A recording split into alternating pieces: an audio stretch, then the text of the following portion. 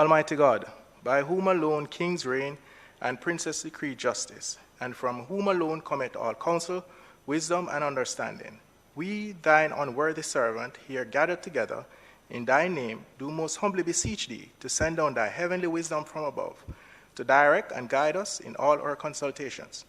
And grant that, we having thy fear always before our eyes, and laying aside all private interests, prejudice, and partial affections, the result of all our counsel may be to the glory of thy blessed name, the maintenance of true religion and justice, the safety, honor, and happiness of the Queen, the public weal, peace, and tranquility of the island, and the uniting and knitting together of the hearts of all persons and estate within the same, in true Christian love and charity, one towards another, through Jesus Christ our Lord.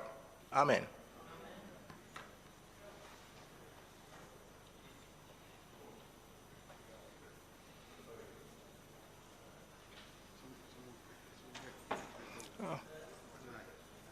And 9. Well, that's all from a 7.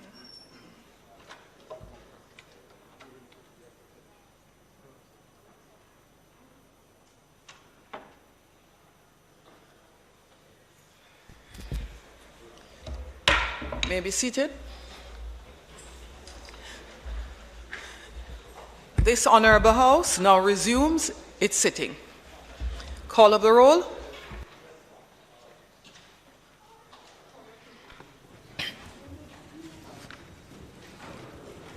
Mr. Bartlett, Mr. Holness, Dr. Clark, Dr. Chang, Mr. Shaw, Mr. Samuda, Ms. Grange, Mrs. Williams, Mrs. Malaufort, Dr. Tufton, Mr. McKenzie, Mr. Chuck, Mr. Vaz, Mr. Warmington, Mr. Charles, Mr. Green, Mr. Morgan, Mr. Hutchinson, Mr. Terry Long, Miss Smith, Dr. Dunn, Mrs. Cuthbert Flynn, Mr. Mean, Mr. Davis,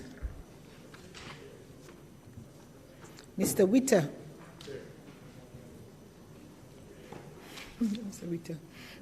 Mr. Brown, Dr. Brown Burke, Dr. Charles, Mr. Chin, Mr. Clark, Mr. Cousins, Miss Crawford, Miss Daly, Miss Davis, Mr. Golding, Mr. Graham, Dr. Guy, Miss Hamilton, Miss Hanna,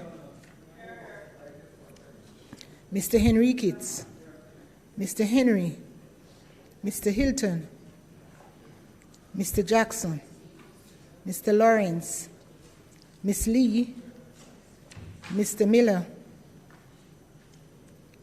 Mr. Montague, Miss Morrison, Mrs. Nita Garvey, Mr. Paulwell, Mr. Phillips, Dr. Phillips, Mr. Robertson, Mr. Robinson, Mr. Siblist, Mr. Slowly, Mrs. Vaz, Dr. Wheatley, Mrs. Vaz, Mr. Williams, Mr. Wilson, and Mr. Wright. Ms. Hamilton.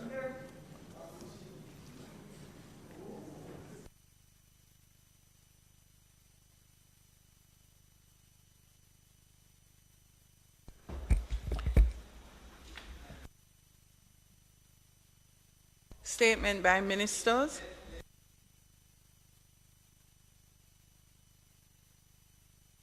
Announcements.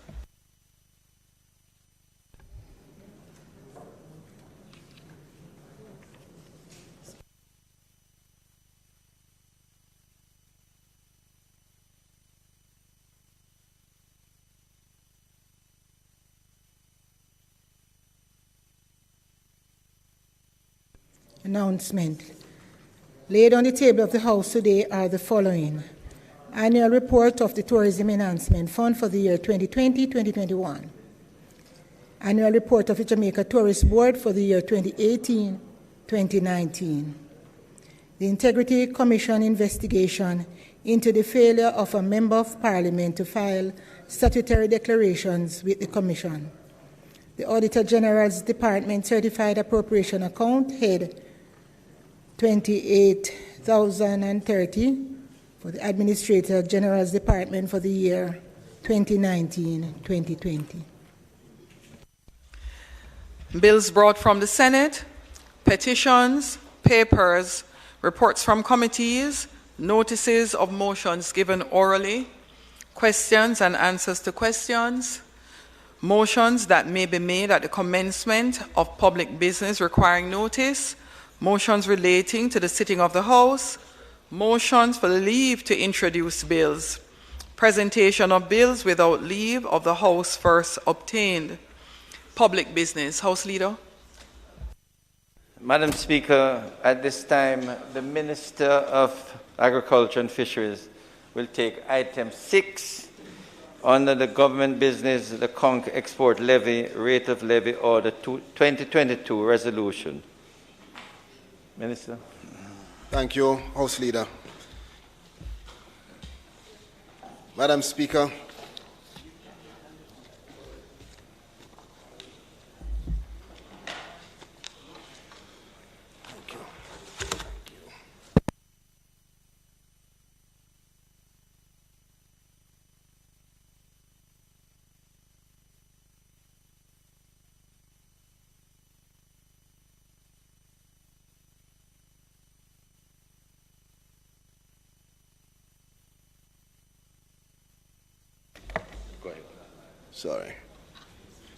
Thank you, Madam Speaker. Before this Honourable House are the Conch Export Levy, Rate of Levy Order 2022 and the Conch Export Levy, Rate of Levy Order 2022 Resolution.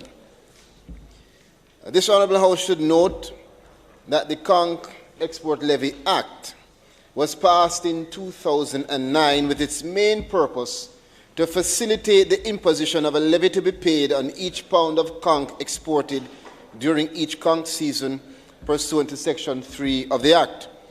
Section 9 of the Act, Madam Speaker, establishes the Fisheries Management and Development Fund, and that fund mandates that all proceeds of the levy collected are to be allocated to the fund so as to facilitate the sustainable management and development of the fisheries sector.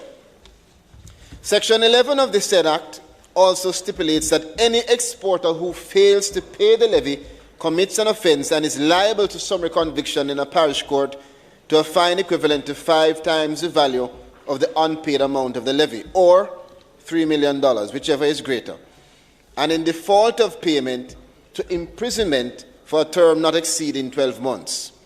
Section 12 provides for the unpaid levy to be recovered summarily by the Commissioner without limit to the amount as a civil debt in the parish court at the suit of the Attorney General. Now, Madam Speaker, this Honourable House is reminded that the levy which was last imposed for the 2021 conch season at 50 cents in the currency of the United States of America dollars, or its Jamaican equivalent, per pound of conch exported, that levy had remained unchanged since 2018 conch season.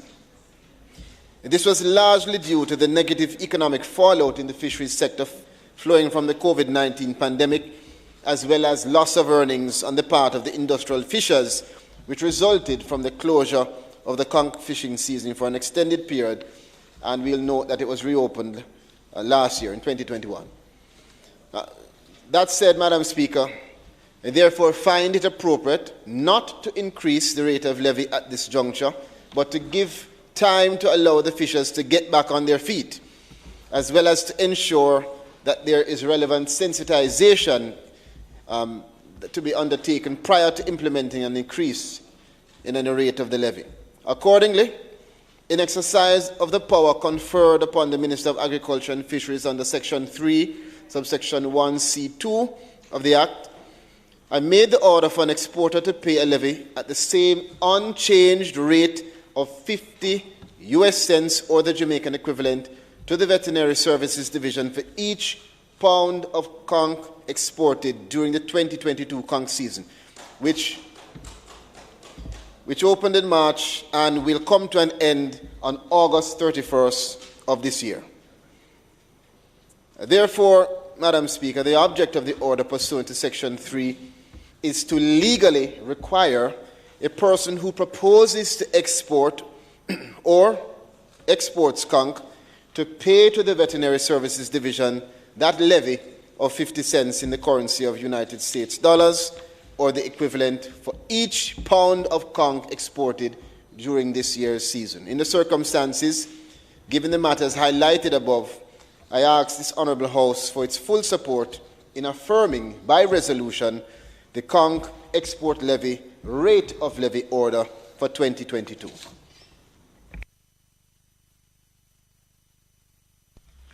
Thanks, Minister. Would any other member of the House want to contribute to this debate before it closes?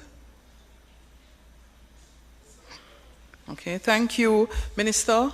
You may conclude the debate on the motion. Please put the resolution.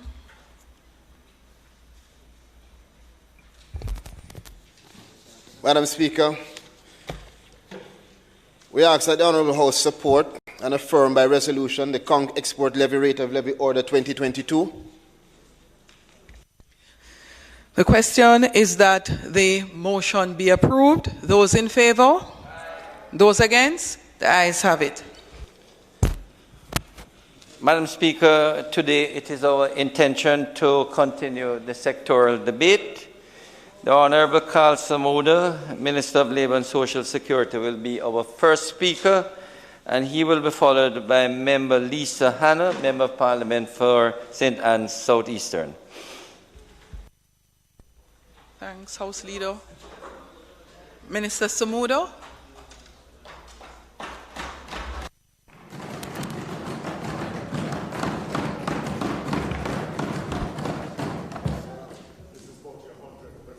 Thank you very much, Madam Speaker. Yes, it is indeed. It has indeed been a long time. Having sat in this chamber for, what's the matter? The mic not on?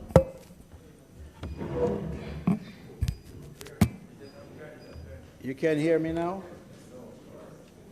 You can hear? All right. Having sat in this chamber, having been in this chamber now over a period of 10 terms in office as a member of Parliament,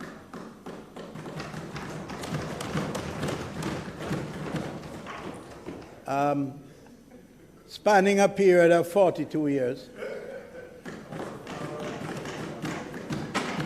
I've had the privilege, Madam Speaker, of serving.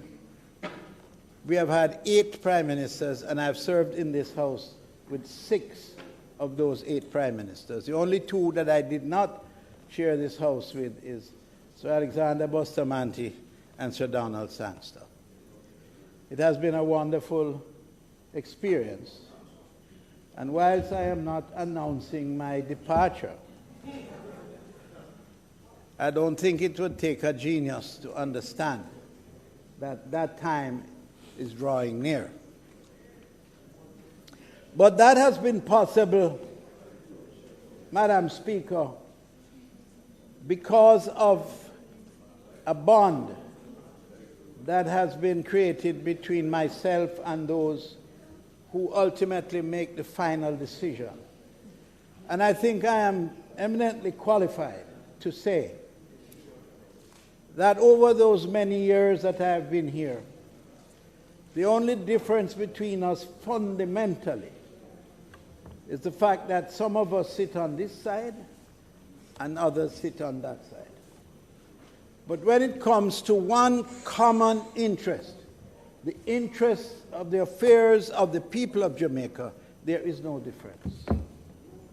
We both share that concern jointly. And for that, it has been a wonderful pleasure on my part to have engaged in sometimes heated debate, but at the root of it all, the reason why we can leave here and have a drink, have a chat, is because of that common interest in the people of Jamaica.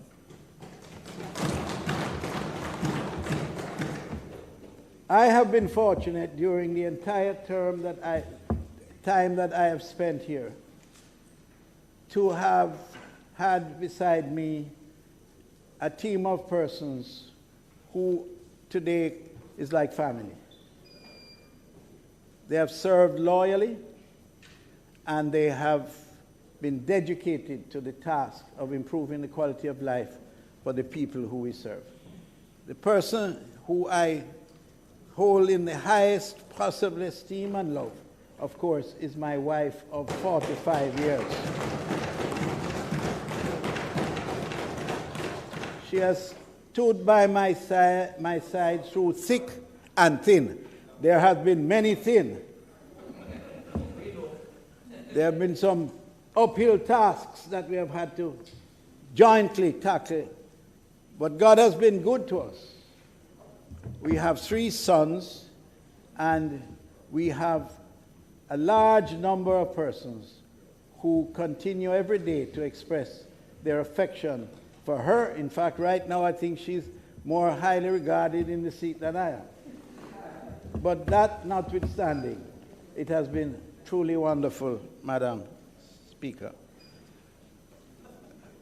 I want first, before going into the debate, to express my gratitude for those with whom I have served in 6 different ministries over this period. And, boy, I'm telling you, what an experience. But in this term, serving in the Ministry of Education is arguably the most meaningful for me, because the purpose of my entering politics was because of my upbringing and because of my commitment to serving the people most vulnerable in this country. That is my real motivation. I was never motivated by a like or dislike for any particular person. My only objective was to serve my country. And thank God, God has given me a long life and has seen me through these 42 years. But without the support of my wife and my family, it just simply would not be possible. We, at the moment, are working collectively in the Ministry of Labor and Social Security with leadership that is absolutely fantastic. Our permanent secretary is a person of honor, a person who is highly intelligent, a bit stubborn at times, highly intelligent, hardworking, and is always willing to extend herself on behalf of the ministry to me and to other colleagues with whom she works. The entire staff has welcomed me. I feel comfortable. I get a little frustrated from time to time. I may, get a little angry also.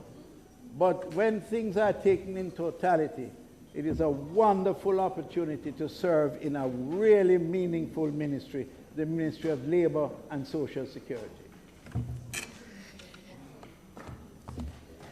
Our mandate includes in this ministry the promotion of productivity for growth, ensuring the safety and health of our workers, maintenance of an effective and efficient labor market, and the promotion of social inclusion for all. Make no mistake about it, our country continues to grapple with the effects of the global pandemic. Like many other countries, we have had to pivot, redefine, and redirect our efforts to ensure that we do not lose the gains which we made pre-COVID. Our ministry has therefore continued to aggressively deliver the government's relief interventions to the poorest and most vulnerable among us. And that is the part of this ministry that gives me absolute joy.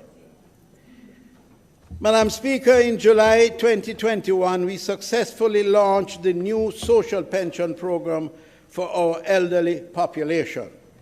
For the first time in our history, Jamaica now has a mechanism through which we systematically provide a government benefit to vulnerable persons 75 years of age and over. We have committed to deliver a benefit of at least $6,800 to these persons every 2 months. Hitherto, that was an unknown factor, as long as they remain alive. This is in addition to delivering benefits to our NIS contributors and to other vulnerable populations through our social protection flagship intervention, the Program of Advancement through Health and Education, better known as PATH. Madam Speaker, the recurrent estimates of expenditure for 22-23 fiscal year is $14.22 billion. This represents an increase of 3.9% over the $13.7 billion original estimates for 21-22 fiscal year. However, when comparing the financial year 22-23 with the supplementary estimates for financial year 21-22, there was a reduction of 23.8%. This reduction was primarily as a result of the one-off SURF payment totaling $2.65 billion, assistance under the UN World Food Program totaling $334 million, the school feeding payments made on behalf of the Ministry of Education totaling $1.5 billion. Turning to the purpose for which we are all gathered here, I've always maintained that we come here to pass laws. That's the fundamental reason why we are here. We are a house of legislators, and therefore it is very important to any ministry I've served in that attention is paid to our legislative program. First, let me start with the Disabilities Act and the Disabilities Regulations. Madam Speaker, it may be recalled that in the sectoral debate of 2021, we had committed to tabling the Disabilities Regulations and bringing the Disabilities Act into effect in 21-22. The Disabilities Regulations were affirmed in the House of Representatives on October the 6th, 2021, and on the Senate on October 22nd, 2021. The Disabilities Act 2014, I want you to take note of that date, 2014, became effective on February the 14th, 2022. That is the time. That is the time it took, which quite frankly is unacceptable for a thing as important as this. It is expected that the passage of the Act and regulations will enhance the full and effective participation of persons with disabilities in the Jamaican society. Madam Speaker, February 14, 2022 began the dawn of a new day in Jamaica for persons with disabilities. As we take the next steps forward in the process of entrenchment of disability rights in our legislation. The Disabilities Act coming into effect indicates the government's unwavering commitment to the principles of the United Nations Convention on the Rights of Persons with Disabilities. And I am proud to be the minister who has brought this into effect. Persons with disabilities have the same fundamental rights as any other person in our society. As a government, we commit to effective implementation of this legislation, thus ensuring that Jamaica becomes progressively more inclusive. We are on a sure path to inclusion as the implementation of the Act takes shape. I welcome Chairman Mr. Colin Ebanks and the members of the first management board of the JCPD, with whom I met at their inaugural meeting. Madam Speaker, as the financial year progresses, you will see more deliberate effort in the implementation of the Act. This will ensure greater equality of participation and non-discrimination in the areas of education, employment, health, and justice. Public awareness and sensitization about disability matters will become the main staple as we seek to decrease stigma and discrimination and increase inclusion and participation.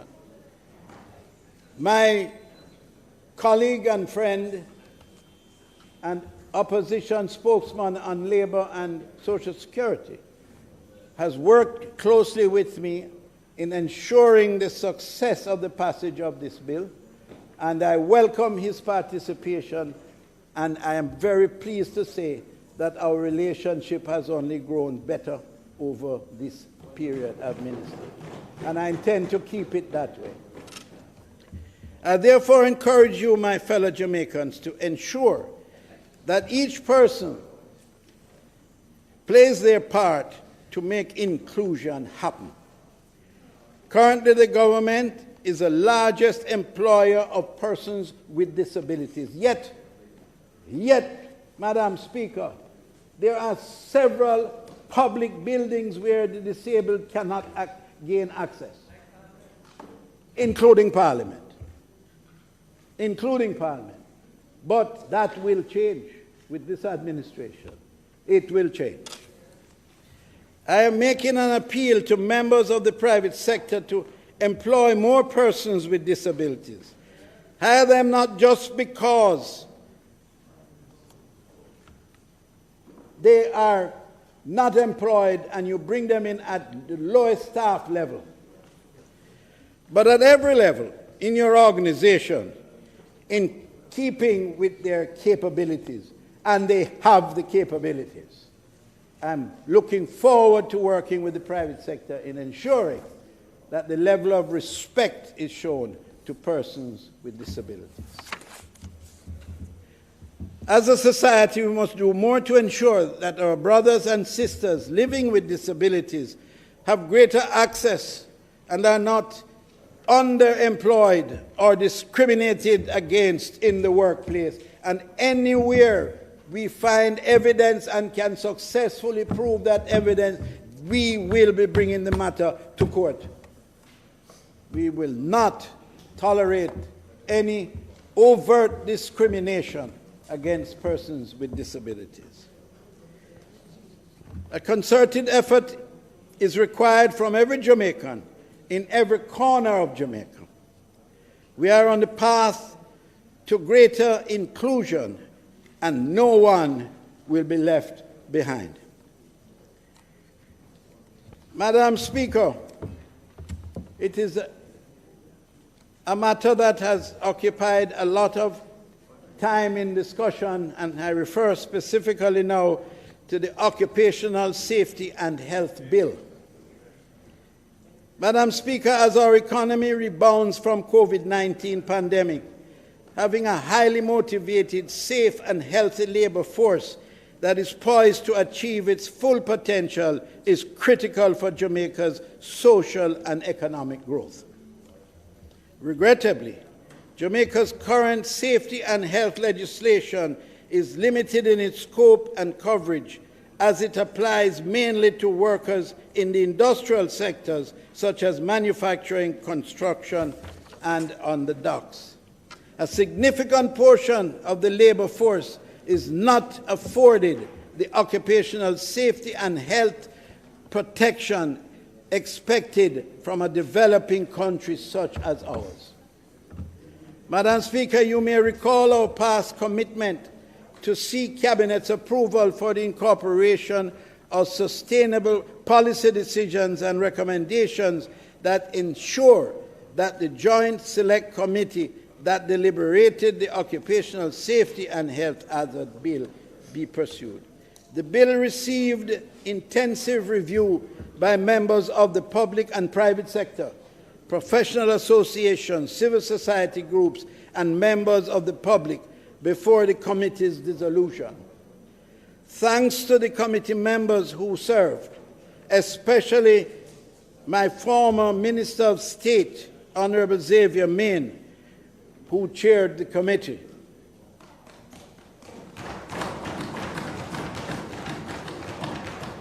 Now that he has moved on to greener pastures in the Ministry of National Security, I am sure he carries with him the wealth of experience and ability that will serve the Minister of National Security and his team very well.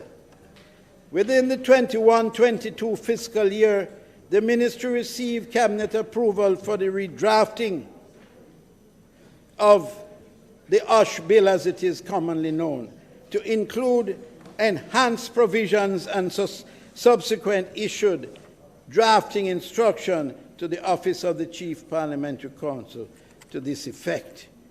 I'd like to pause here to acknowledge the support that we have received from the newly appointed Minister of Constitutional Reform and everything else relating to the law.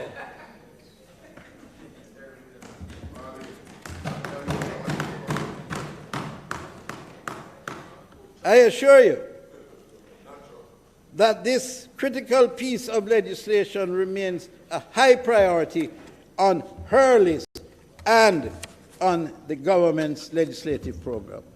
Unfortunately, further adjustments had to be undertaken on the recommendations of the legal team of the Ministry of Labour and Social Security.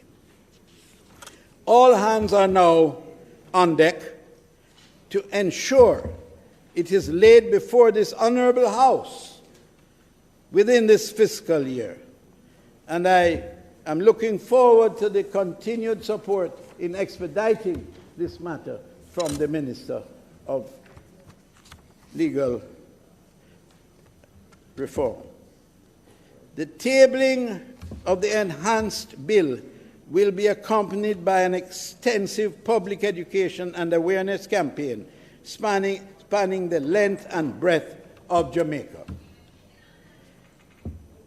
The minimum wage, Madam Speaker, is always an area of the ministry that causes a lot of discussion publicly and privately. Madam Speaker, it should be recalled that the government of Jamaica has ratified the International Labour Organization Domestic Workers Convention, C-189. That particular grouping within the labour organization that is relating to the domestic workers has a very special place in my heart because I believe they have been long suffering and it has been too long. Now they are emerging with full recognition for the value of the service they provide. And in that regard, the ministry has made available to the association the physical environment in which to train persons in the domestic labor grouping, domestic worker grouping, so that when they leave and take a job in a home or elsewhere, they are going with a sense of properly being trained and with a sense of pride and dignity in their job, and must be treated with the utmost respect. The purpose of the C-189 is to ensure the effective promotion and protection of the human rights of all domestic workers.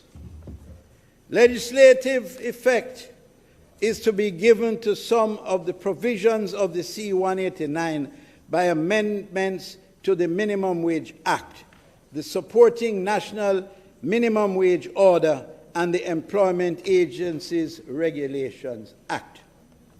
I give an undertaking that never again, certainly not on my watch, will we have to wait for 4 years before learning what the minimum wage recommended is going to be.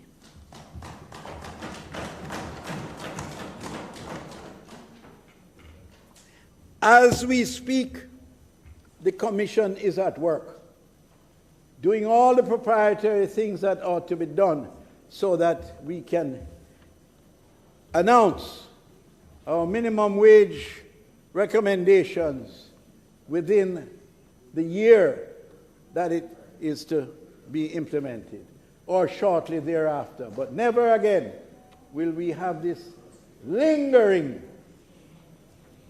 doubt as to what is taking place.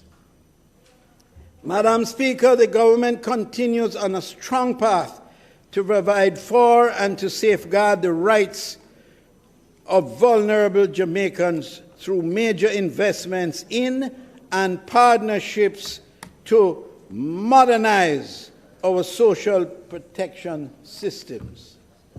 We are making needed interventions in social assistance, society, insurance, and labor market protection.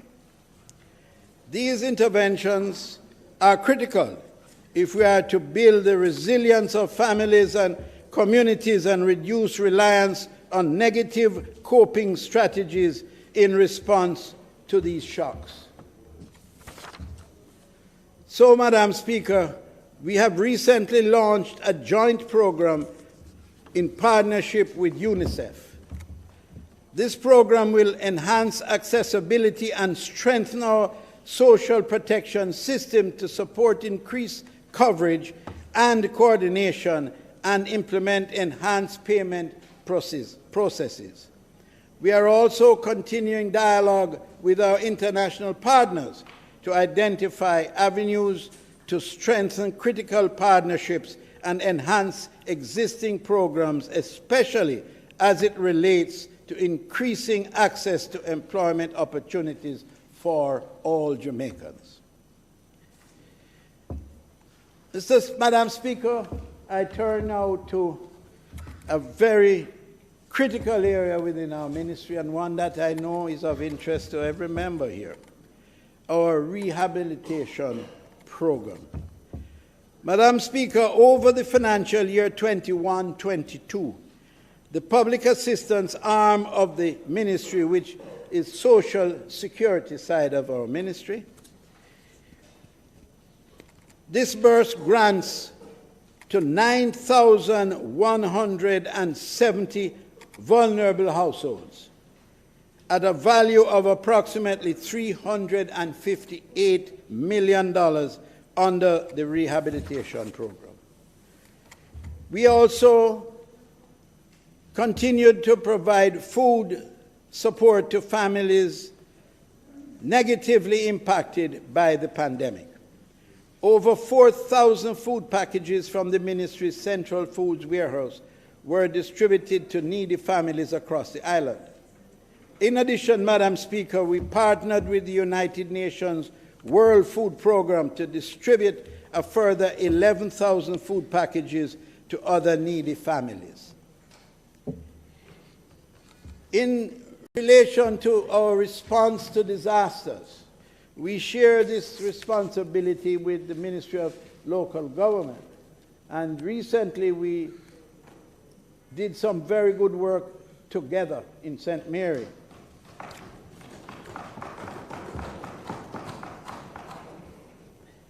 The ministry continues to deliver on its role as a first responder to citizens impacted by natural and man-made disasters. Over the period April to December 2021, the ministry responded to over 150 incidents of fire, providing grants as well as household articles and comfort items to 214 families, representing 621 individuals. In response to the February flood rains in St. Mary, we are providing grants totaling $26.3 million to 879 affected households and $1.3 million to 31 vendors in the Port Maria Arcade, whose livelihoods were also affected by the food. I attended, and I tell you, it was wonderful to see the response and the gratitude of the people to what we were doing to help them. Of course, we went there with a little more money than local government, but local government stole the entire show. Minister of Local Government has a lock on these matters. So poor little Minister of Labour just came, did his work along with the MP and the councillor. Well, he has promised he will.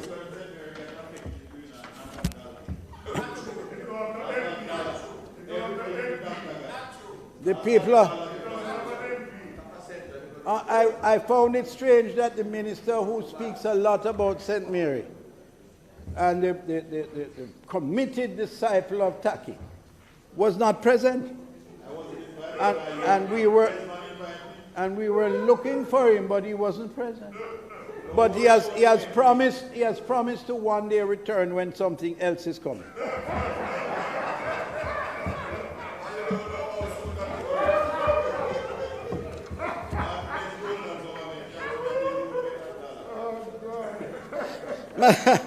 Madam Speaker, 1,285 of our young beneficiaries on the PATH program received post-secondary tuition assistance valued at $315 million, and a further 2,056 received tertiary bursaries valued at approximately $206 million.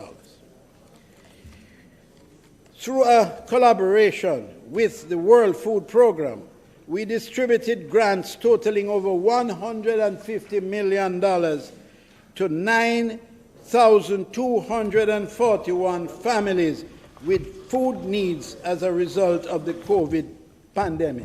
Clap me. Let us sit down. We also distributed $413.3 million in welfare aid under the government SERVE program to 41,307 NIS pensioners receiving benefits of less than $10,000 per month. Clap me again. Don't clap me. Clap the Andrew Holness-led government of the Jamaica Labour Party. A caring government.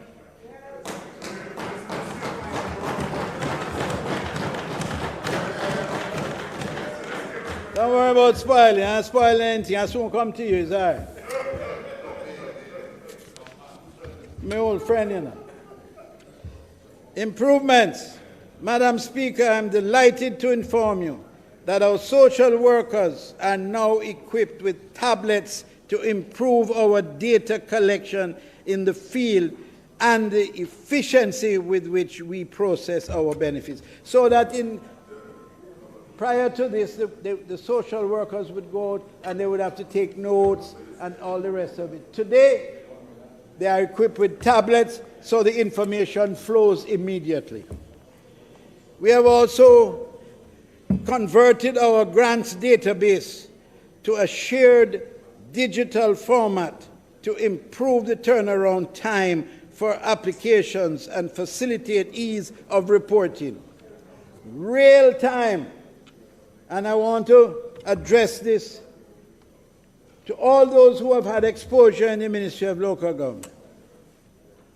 What happens now is that when somebody goes to the office in any parish and makes a request, it is entered on a computer and instantly transmitted to Kingston, where it is real-time response. Not as was before, where we used to write it in a book and then take it to Kingston for review and take it back and all that. We are moving at the speed of light in real time so we can be ahead of the curve.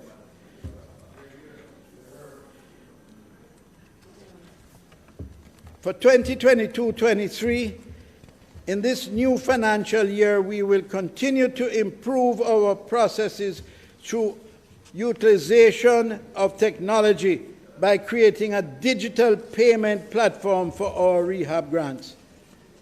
Gone are the days where you have people coming and collecting them check and going out, and sometimes they lose it, they can't get it cash and all this rubbish. We are moving away from that kind of hardware, and we're going to a digital society.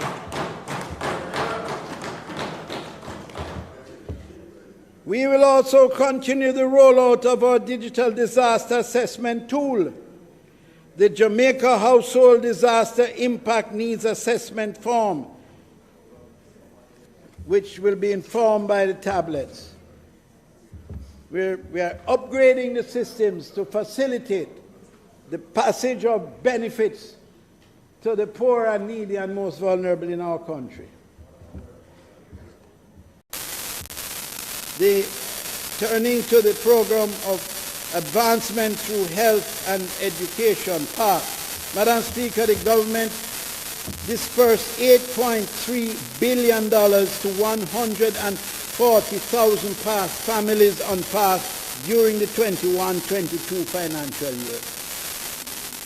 Another $1.4 billion was delivered to PATH families under the SERVE program to cushion the economic hardship brought on by the COVID-19 pandemic. PATH benefits are reviewed every 2 years to ensure that the purchasing power of the amount paid is maintained. Cabinet recently approved an average increase of 18.26%, amounting to an additional $1.4 billion to PATH beneficiaries for implementation in a matter of weeks, not months. What a great government. This increase will be paid out, as I said, in June. Madam Speaker, the COVID-19 pandemic accelerated plans within the ministry for more beneficiary families to collect their payments via electronic payment methods. And I know that the younger generation appreciates this. Old people like me and Delroy and Audley. We are not in this age.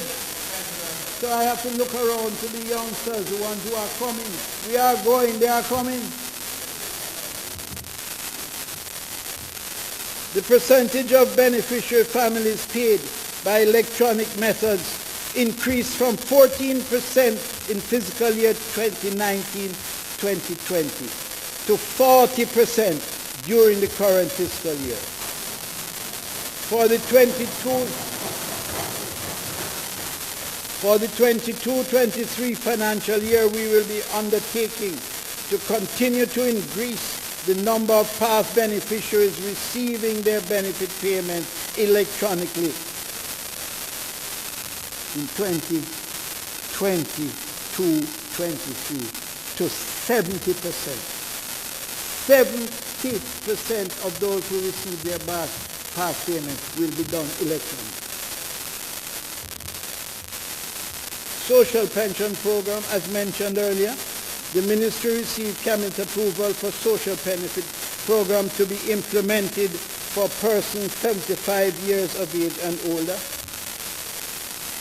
To access the program, persons must not be in receipt of private or public pension, other retirement income, or social protection benefits. And that's in protection of the system and the benefits that so it can spread meaningfully. Despite being in the heights of the pandemic, the first payment was made on July the 15th, 2021 to some 200 elderly Jamaicans. At the end of the financial year, the number had increased to 7,412.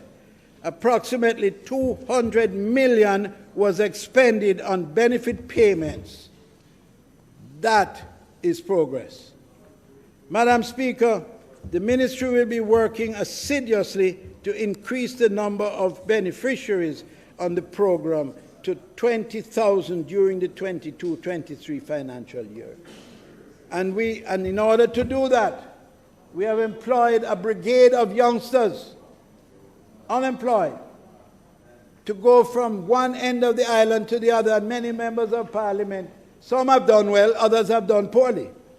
Others have not responded to our requests for recommendations for youngsters to go out into the field and to find the elderly. Some have disappointed us. Let me make that clear to you. And I have a fix on all those who have disappointed me. I'm not going to embarrass you here today. But I have the fix on all of you. And I have a fix on all those who we have asked to give us 300 people per constituency. Still can't get the names. You don't even go out and find the names. And these are benefits that will accrue to the poor. So when you come here and bawl out about poor people and want to tear down the place with tears, and when you get an opportunity to do something about it, you don't. But you know I tell it as it is. Madam Speaker, the Ministry will be working assiduously to increase the number of beneficiaries on the program, as I said, to 20,000 during this year. The budget is in place to facilitate this uptake. We will also be rolling out the life certificate, which will, of course, confirm that the person receiving the benefit is still alive. And that's the purpose of that. With respect to the members of Parliament themselves, we have a program for what we like to call short-term relief for persons. Well, the MPs need the short-term relief themselves, but this is not for them. This is not for the MPs, although plenty of us need it. This is for the people who we represent. So this year, as we did last year, and some people didn't spend it, some people got the money, but never spent it. Did not spend it. I tell you, I'm not going to embarrass anybody today. But we are going to be, again, providing $1.5 million for that purpose, so that you can assist.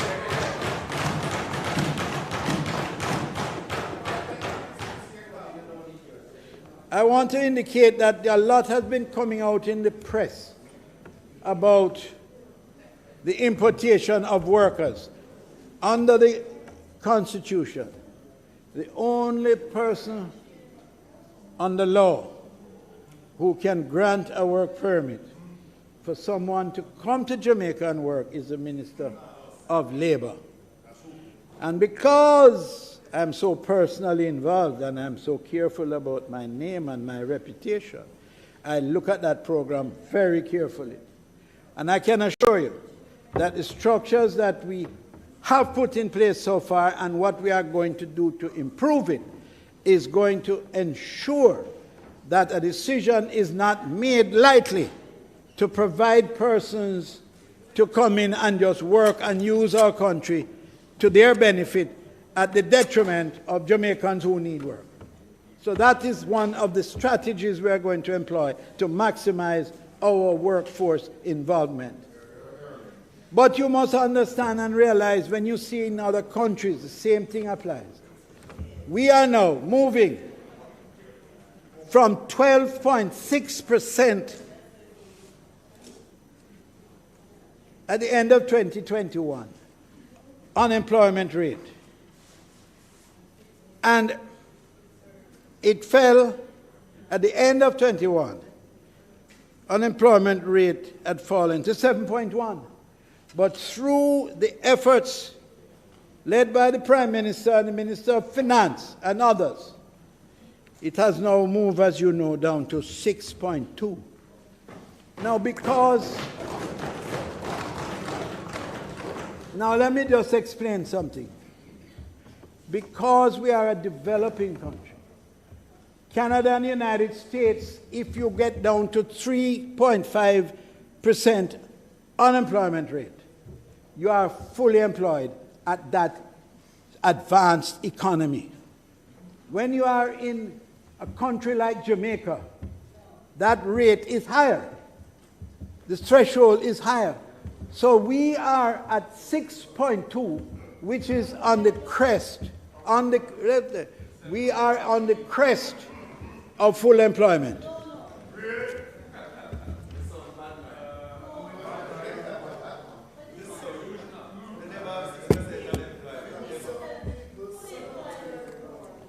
Do you know that I've been in this house, I said when I started, for 42 years. And in all those 42 years, the one thing I can say is a repetitive decimal is the extent to which the opposition party that now occupies those seats as they duly deserve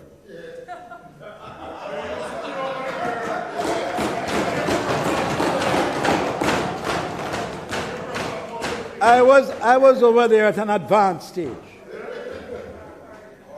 But the fact of the matter is that the performance of this government has not been matched by the opposition again. That's not fiction. That's not fiction. And every single one of you there hold us in envy. Every one of you would love to be able to say, why, Andrew, a failure, you know, say unemployment gone through the roof. That's what they're dying to say, but can't. But can't. So they are now sending emissaries to go outside of their scope of competence, to make utterances about labor that they know nothing about. When you are at this stage, and I challenge any of you, because you know something, Fitz told me the other day that he was trying to get a plumber and couldn't get one. Could not get a plumber because everybody was employed. Everywhere he went, none available.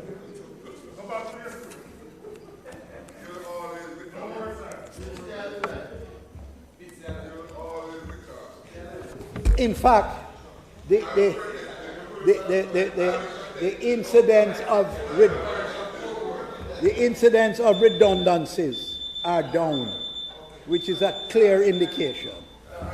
The Minister's time for speaking has expired. House Leader. Madam Speaker, I ask that the House allow the member enough time to complete his presentation. That may not help. I overheard. Member Hanna, Minister.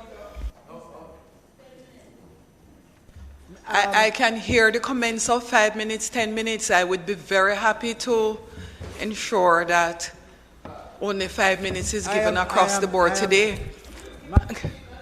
Madam Speaker. So give him 15.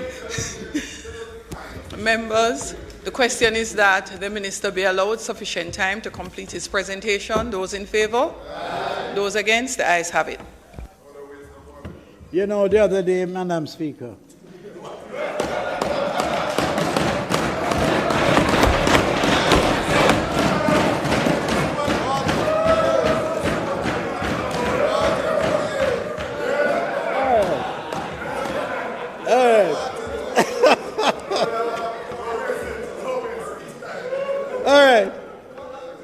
so now we move to the one that is of greatest interest, it appears. Overseas employment. Madam Speaker, I'm proud to report that for 2021-22 fiscal year, 14,364 Jamaicans were placed in overseas employment opportunities in Canada, the United States, and Guatemala, Guantanamo Bay, rather, under the ministry's overseas employment program. Consistent with the trend, more than 60% of these opportunities were accounted for under the Canadian program. So the Canadians give us more of these, greater participation. 8,464 Jamaicans were placed in Canada. 7,822 were placed on the seasonal, and 656 on the low-skill program, which is a separate program where they can apply independently.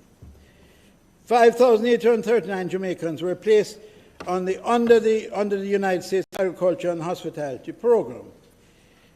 4,228 were placed in agriculture jobs, and 1,611 in hospitality. Now, Madam Speaker, what we're doing is seeking to expand the whole entire program. 61 persons were dispatched to Guantanamo Bay.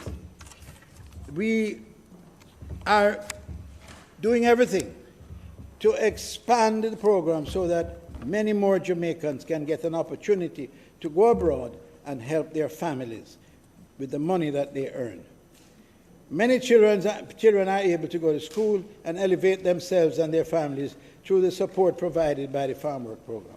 Farm Work Program earns money for Jamaica, net money, U.S. money. Madam Speaker, there are many more Jamaicans who are hoping to achieve the same benefits by participating in this very valuable program. So, Madam Speaker, in order for the program to fulfill the expectations of so many Jamaicans, we have to craft a strategy to reform and expand the program. In the United States, Jamaicans accounted for Jamaica under the program, it's an international program open to the world. Jamaica only accounts for 2% of the 258,000 seasonal agricultural H-2A visa issued last year.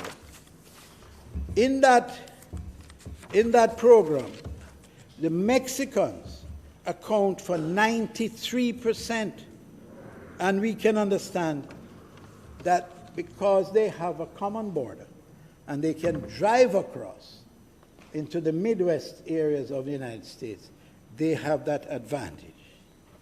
However, another 3%, remarkably, of the H-2A visas was issued to South Africa, where they have to travel for days at great cost to get to the United States. Now, if South Africans can leave South Africa and get jobs under this program, as far as we are concerned, we feel that there are great opportunities for Jamaicans to increase the numbers.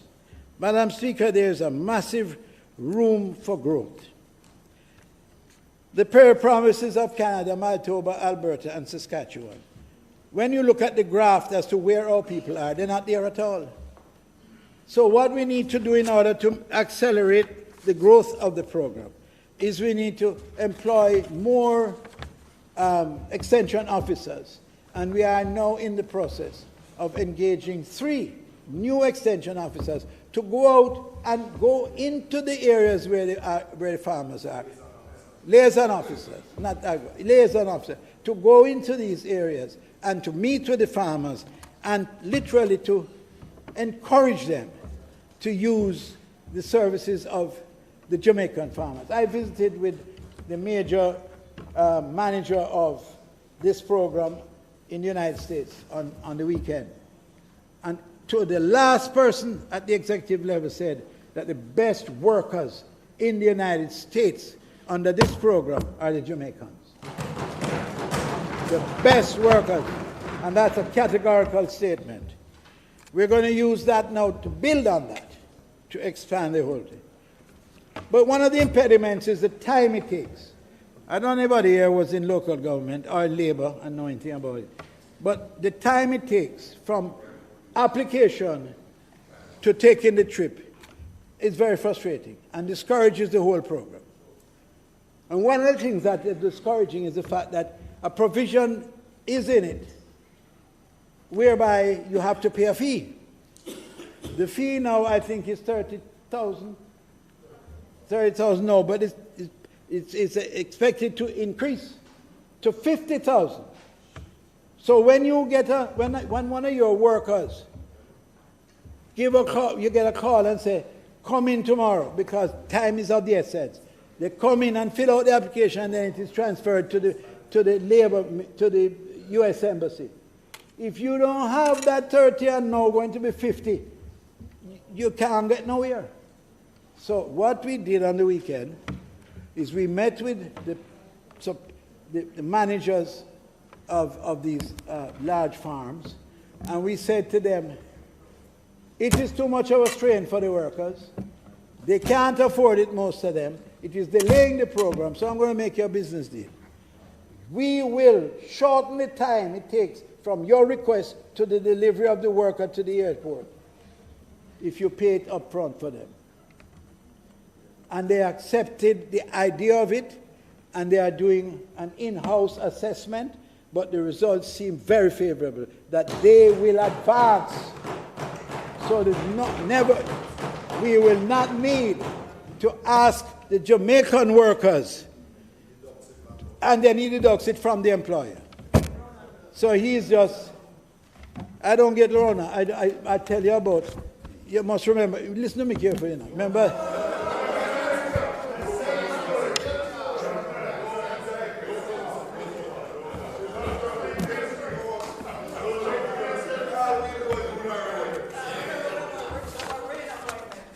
All right, so therefore,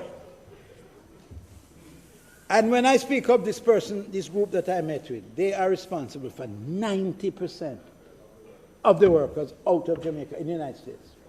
So these are important people, and they are true partners. So we are hopeful that this will make a big difference. In terms of, I have a responsibility for issuing work permits, and we issued 5,279 work permits last year, applications. But as I said before, we are going to be examining them far more carefully. We're going to be more discriminating, and we're going to send out teams to ensure that when we say to them, have you tried to find a Jamaican to fill the job for which we gave you a permit last year? If we don't find that to be in the affirmative, then they will not get another permit. We are literally going to twist their arm to make sure that Jamaica is not a destination or a jumping off point to anywhere else, to be facilitated for those persons who want to come here and use us. So we are going to insist that as long as there's a Jamaican available and can be identified for a job that they are going to request a permit, that is the preference for those Jamaicans. So, Madam Speaker, the system that is going to be introduced is going to cost us just under $900,000 US to implement. But it will, with laser-like accuracy, give us an opportunity to make an intelligent decision when it comes to issuing one of the most valuable pieces of paper anybody from abroad wanting to come here can ever have. And until I am satisfied as the person who has to sign them and take responsibility for the consequences, I'm going to insist that they be examined very carefully and they be very assiduous in ensuring that the regulations are maintained. Madam Speaker, I am not going to, I know that there are others, and my colleague from St. Anne is anxious to give us the good news. Flowing out, but just to say that one of the most critical areas of the ministry is the Jamaica Productivity Center.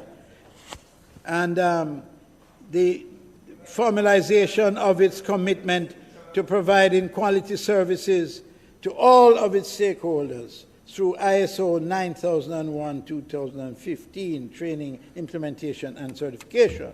The Jamaica Productivity Center is in the final stages of attaining this certification and has charted the path to improve and enhance the quality standards of the ministry. They are also reaching out to the private sector because they do private sector work and they're experts in the field. Madam Speaker, the national policy on productivity continues to be a key focus of the Jamaica Productivity Center. The policy is being developed as a strategic tool to improve productivity across all sectors by including a changing of the culture that prioritizes productivity across various dimensions of the economy. You see, productivity is the answer for real success. And I just used this example today, and it seemed to have attracted a lot of attention. I said, in the old days, you would be looking for a man with a cutlass to clean a sidewalk. Today, you use a man with a bush cutter. He does it in 1/5, 1/10 the time, more efficiently. So once you get into increasing, I get into that because it is productivity. It's an illustration. You want me to give you another one? Oh, all right, okay. Okay. The policy will be data-driven and seeks to encourage evidence-based research, advocacy training, and knowledge sharing on matters relating to productivity. It will also promote the manufacturing of higher value-added goods and services. We are responsible for child labor, risk identification model in partnership with Statin and ILO to mark the International Year for the Elimination of Child Labor. And this House must be very careful to consider the fact that there is abuse to our children at the workplace, and we're seeking to rid ourselves of that type of behavior. The model allows us to visualize the areas in Jamaica with higher risk for child labor. I am very pleased that we now have the eye-opening results of the model, which will be announced shortly. I'll let this honourable House be kept abreast of it. Jamaica is the only Caribbean country that has been able to apply the model, and it allows us to better target our resources towards the elimination of child labor. You see child labor every day. You drive along the road to Sectoral, and you may not even observe it, but it's taking place all over Jamaica. Industrial disputes. The Industrial Disputes Tribunal continues to do its work, and it is having great success in solving some of the industrial problems and enables workers first going through the ministry conciliation program and then on to the industrial tribunal. I know there are resistance. There are people who resist elements of the industrial tribunal activity, but it is an essential provision in the labor laws and must be respected. And as a result, we are trying our very best to strengthen it and to make sure that they get all that is required to expedite the process. One of the IDT's priorities for 22-23 is to improve and fully implement virtual hearing as a permanent option for our stakeholders. It is expected that this move will help to reduce the cancellation of hearings and minimize the overall disruption of matters before the tribunal. So you have virtual hearings. And as lawyers, I'm sure you would appreciate that.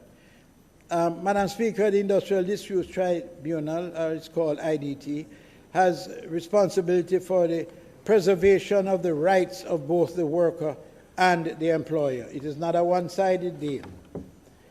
The tribunal, Madam Speaker, gives the normal wage earner and employers the opportunity of having their work-related disputes ventilated outside of the court system, although there are many lawyers who are hell-bent on getting us into the courts. But we are trying our very best to resolve these disputes outside of the courts. This arbitration machinery has comparable importance to the parish court and allows worker representatives, including trade unions, to present their cases to a competent authority. The necessity and continued relevance of the IDT has been questioned many times and in several circles. However, today, Madam Speaker, I give support to maintaining this level of autonomy in the Industrial Disputes Tribunal. In the upcoming financial year, through the Labour Advisory Council, LAC, it is my intention to engage the tripartite on suggestions to improve the timeliness for dispute settlement and other administrative enhancements. This will include greater use of digital technology for expeditious settlement. And coming to the end now, the National Insurance Scheme. Madam Speaker, you will recall that last year this Honourable House passed amendments to the National Industrial Act that addressed increases in the contribution rates and insurable rates, wage ceilings. These increases represent one aspect of the reforms of the National Insurance Scheme, NIS. This bold move signaled that the financial sustainability of the NIS and the income security of the workers in this country continues to be a priority. The reform measures recommended by the advisory and implemented since 2019 continues to yield increases in net contributions.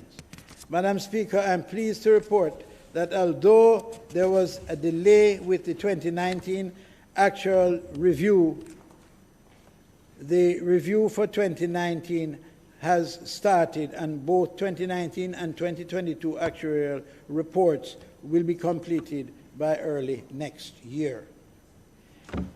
I have taken keen note that the pensioners have been asking when will the NIS be provided an increase in their pensions. Madam Speaker, as the Minister who has to ensure that the National Insurance Fund remains viable, I am mindful that all increases are made on a basis of sound information from experts in the field. The NIS expended $20 billion to provide close to 120,000 pensions at the end of March 2021. This is not a child's play. Already over 133,000 pensions are now being paid. It is very important to know that all recommendations concerning an increase in the rates of benefits paid are based on the recommendations of the actuarial review, which is a requirement of the National Insurance Act. This, Madam Speaker, will be done next year. 8% of pensions are dispatched to pensioners who reside overseas, which means that 92% of the pensions are paid locally. Madam Speaker, in keeping with the government's thrust for greater efficiency and modernization, I am happy to report that over 82,000 or 67% of local pensions are now paid through direct deposit and is directly into the bank account of the pensioners. The NIS will continue efforts to transition the remaining 33% local pensioners to electronic payments. Everything in the Ministry of Labour, in short order, will be digitized and electronically dealt with. COVID-19 has brought to the fore the need for unemployment insurance for the workers in this country. This government has engaged the ILO, and we are working assiduously to see how best unemployment insurance can be provided within our Jamaican context. it must be within our Jamaican context, and we are constantly having dialogue on it. I wish to extend my gratitude for the work already done, and note that I am looking forward to the day in the not-too-distant future when the announcements will be made by this administration that all workers in Jamaica have access to another benefit that underscores the importance of income security. So you see, Madam Speaker, we continue to put measures in place to balance livelihoods as we seek to balance lives. That's the cornerstone of the policies of this administration. The National Insurance Fund continues to be viable and sustainable. For the 21-22 financial year, the fund has projected to achieve 12.8% year-over-year growth to close the financial year with a net asset value of $141.4 billion. With all these figures that I am announcing, you can readily appreciate, and I know looking at the minister, the leader of the opposition, you can appreciate the scope and content of that place called the Ministry of Labor and Social Security and the responsibilities that they hold. So, as at February 22, the net asset value of the fund stood at 141.71, which is an unaudited figure, and as such, the fund will marginally surpass its originally projected year-over-year growth at the close of this financial year. But remember, we're coming right out of a pandemic period, and the pandemic, in a sense, is still very much with us. A series of reform measures, the latest being the increase in the insurable wage ceiling from 1.5 million to 3 million effective April 1, 2021, has resulted in consistent positive monthly net surpluses from the NIS scheme operations. So we are growing the scheme. The ability of this scheme operations to fund the benefits of the NIS is expected to be further strengthened in the upcoming financial year with the increase in the insurable wage ceiling from 3 million to 5 million effective April 1st, 2022. Never again must there be any doubt as to the viability of the National Insurance Scheme and the fund that supports it. Despite the significant challenges brought about by the COVID-19 pandemic, total investment income, including unrealized gains, as at February 2022, remains robust at $10 billion. Total investment income is projected to be just over $11.2 billion for the financial year 21-22. Reforms of the National Insurance Fund. The National Insurance Fund anticipates that the final report of the NIF Investment Management Review Commission will result in the promulgation of a new and more robust organizational structure and investment policy. This new structure and investment policy is expected to maximize rates of return while minimizing risk. Minimizing risk. Don't pull my tongue on that one. Best you keep absolutely silent.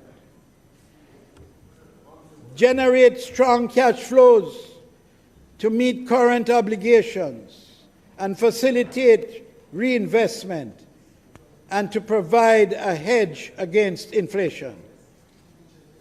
Increasing the insurable wage ceiling for the NIS. Effective April 1, 2022, the NIS insurable wage ceiling per annum will be increased from 3 million to 5 million, while the contribution rate remains unchanged at 6% to 3%, to be deducted from the employee gross salary up to $3 million earned and matched by the employer. You will agree, Madam Speaker, that this is not just good. This is very, very good and reflects mature and responsible management under this administration. The NIF will be spending approximately $30 million during fiscal year 22-23 to improve investment properties within the portfolio for compliance with the Disabilities Act and related building codes. The development of land owned by the fund in Maypen, Clarendon, into a government services center is scheduled to start this fiscal year. Approximately $108 million is earmarked for pre-construction, preliminaries, and professional services on this project. The fund continues active engagement with other state agencies with respect to the development of downtown Kingston, Morant Bay, and Port Antonio. Confident as we are in the progress being made under this administration, we willingly invest and participate in those very important schemes. There are plans to develop parcels of land owned by the fund in Portland, St. James, St. Andrew, for investment purposes. Madam Speaker, as I conclude, I would like to thank the former Ministers of Labour and Social Security who established the mechanism on which we build today to respond effectively to the ever-emerging needs of our citizens. There is not a Minister of Labour and Social Security did not have at the center of their consideration the well-being of the people of Jamaica, and particularly the most vulnerable. I want to thank my astute permanent secretary, as I said before, very intelligent lady who is sitting over there, taking it in.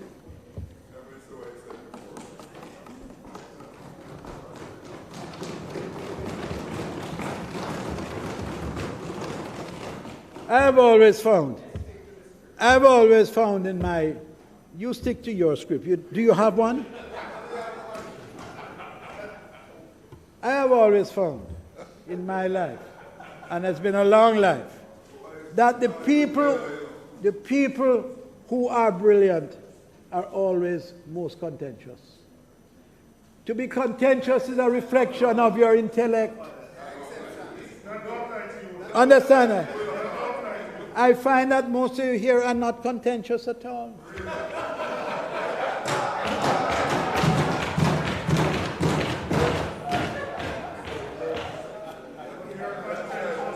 I want to make...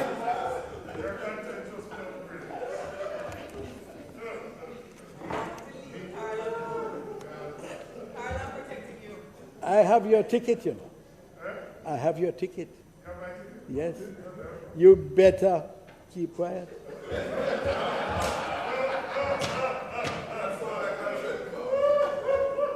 If it is, I have his ticket. I want to make special mention of our social workers and other team members who are the face of this ministry, responding to fires, floods, and other emergencies every day. These are people who work in rain, sunlight, fire, go through smoke, everything on behalf of the people. You have served Jamaica well, and you have made us proud. Madam Speaker, this ministry commits to continue to be the voice of the voiceless, championing the causes and upholding the rights of those who are weaker and finding opportunities for those who need help. Of course, that does not apply to the opposition. Madam, may God continue to bless Jamaica, land we love. Thank you very much.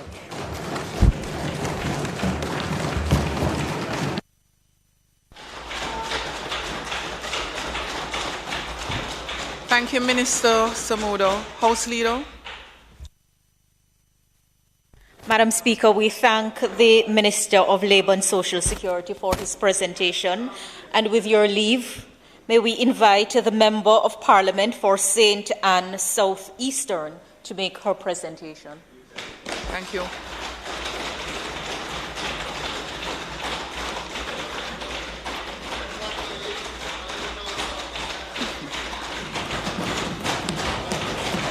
Everybody must have a ride or die, you know. Always, always. Member Hanna. Thank you, Madam Speaker. Jules, pull this away for me. Thanks. I'm a little friend, man. Madam Speaker, in 1997, Tiger Woods made history when he won the Masters tournament with the largest margin of victory. At 21 years old, he was dominant in the golf game, and he achieved professional golf greatness. And what did Tiger do after he won the Masters? He immediately changed his swing. Why did he change his swing? Because he wanted to increase his competitiveness for the future.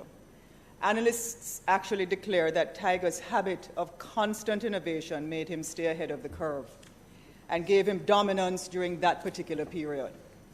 Furthermore, his demonstration of not relying on his past victories for relevance not only gave him leadership in the sport, but it disrupted the traditional norms of golf. You see, Madam Speaker, it takes bold leadership and innovation to transform anything, whether it's your relationship, whether it's yourself, whether it's a sport, whether it's your life.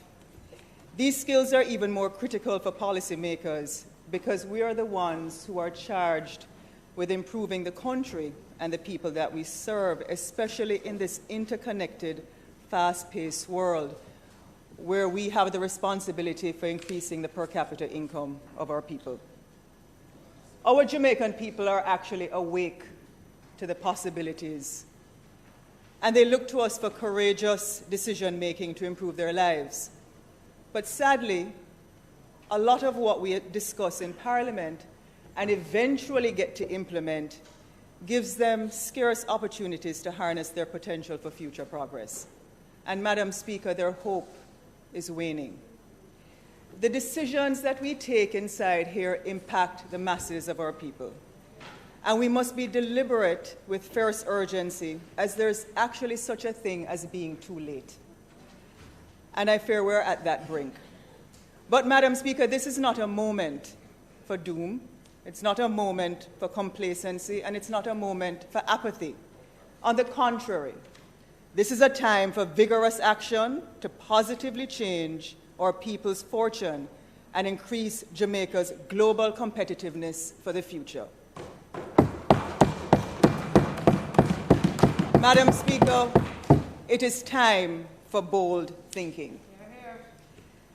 Madam Speaker, Jamaica, Singapore, and the United Emirates actually got their independence from Britain between 1962 and 1971. All of these countries had a very, very similar goal: to take their people to the kind of destiny that they needed to in improving their lives and improve their economies.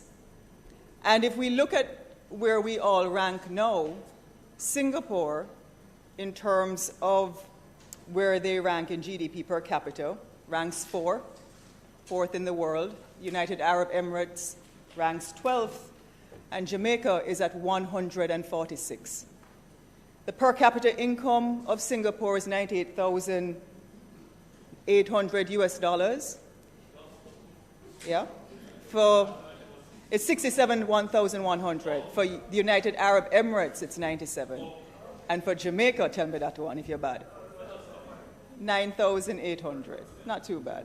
But in Singapore, the average purchasing power is 10 times more than those.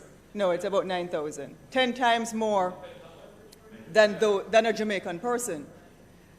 And by comparison, the real GDP in these countries are $561 billion US for Singapore, $655 billion for the United Arab Emirates, and for Jamaica, let's round it off at 29 billion US dollars for Jamaica. Why are these countries succeeding and we are not? The data confirm two main reasons. These countries have an unswerving commitment to universal quality education for their citizens, and their economies are geared towards value-added exports. One of the main reasons for our dismal performance is that our systemic approaches to designing and implementing policies have not changed over decades. Subsequently, Madam Speaker, we continue to do the same thing in the same way, and it is failing our people. We have failed to offer a real quality education to most of our people and have pursued an economic policy of import substitution and protection for the past 50 years, which only creates monopolies to benefit a few. Currently, Jamaica is ranked last in the English-speaking Caribbean for literacy, the lowest among the top 5 Caribbean countries in 2019 for annual labor and productivity, and last in per capita exports for the region. Madam Speaker, I'm sure the opposition spokesperson on education will offer some recommendations. It's her birthday today, so I'm sure she's celebrating somewhere. Recommendations in her presentation. However, I want to say this. In today's world, it is rooted in technology, with an economic axis that has been shifted to the east and driven by millennials. The top 10 in-demand jobs that exist today did not exist 10 years ago. And Madam Speaker, in 1947, when a little after India got their independence, their Prime Minister set in motion a vision for innovations in science and technology to shape their economy for future growth.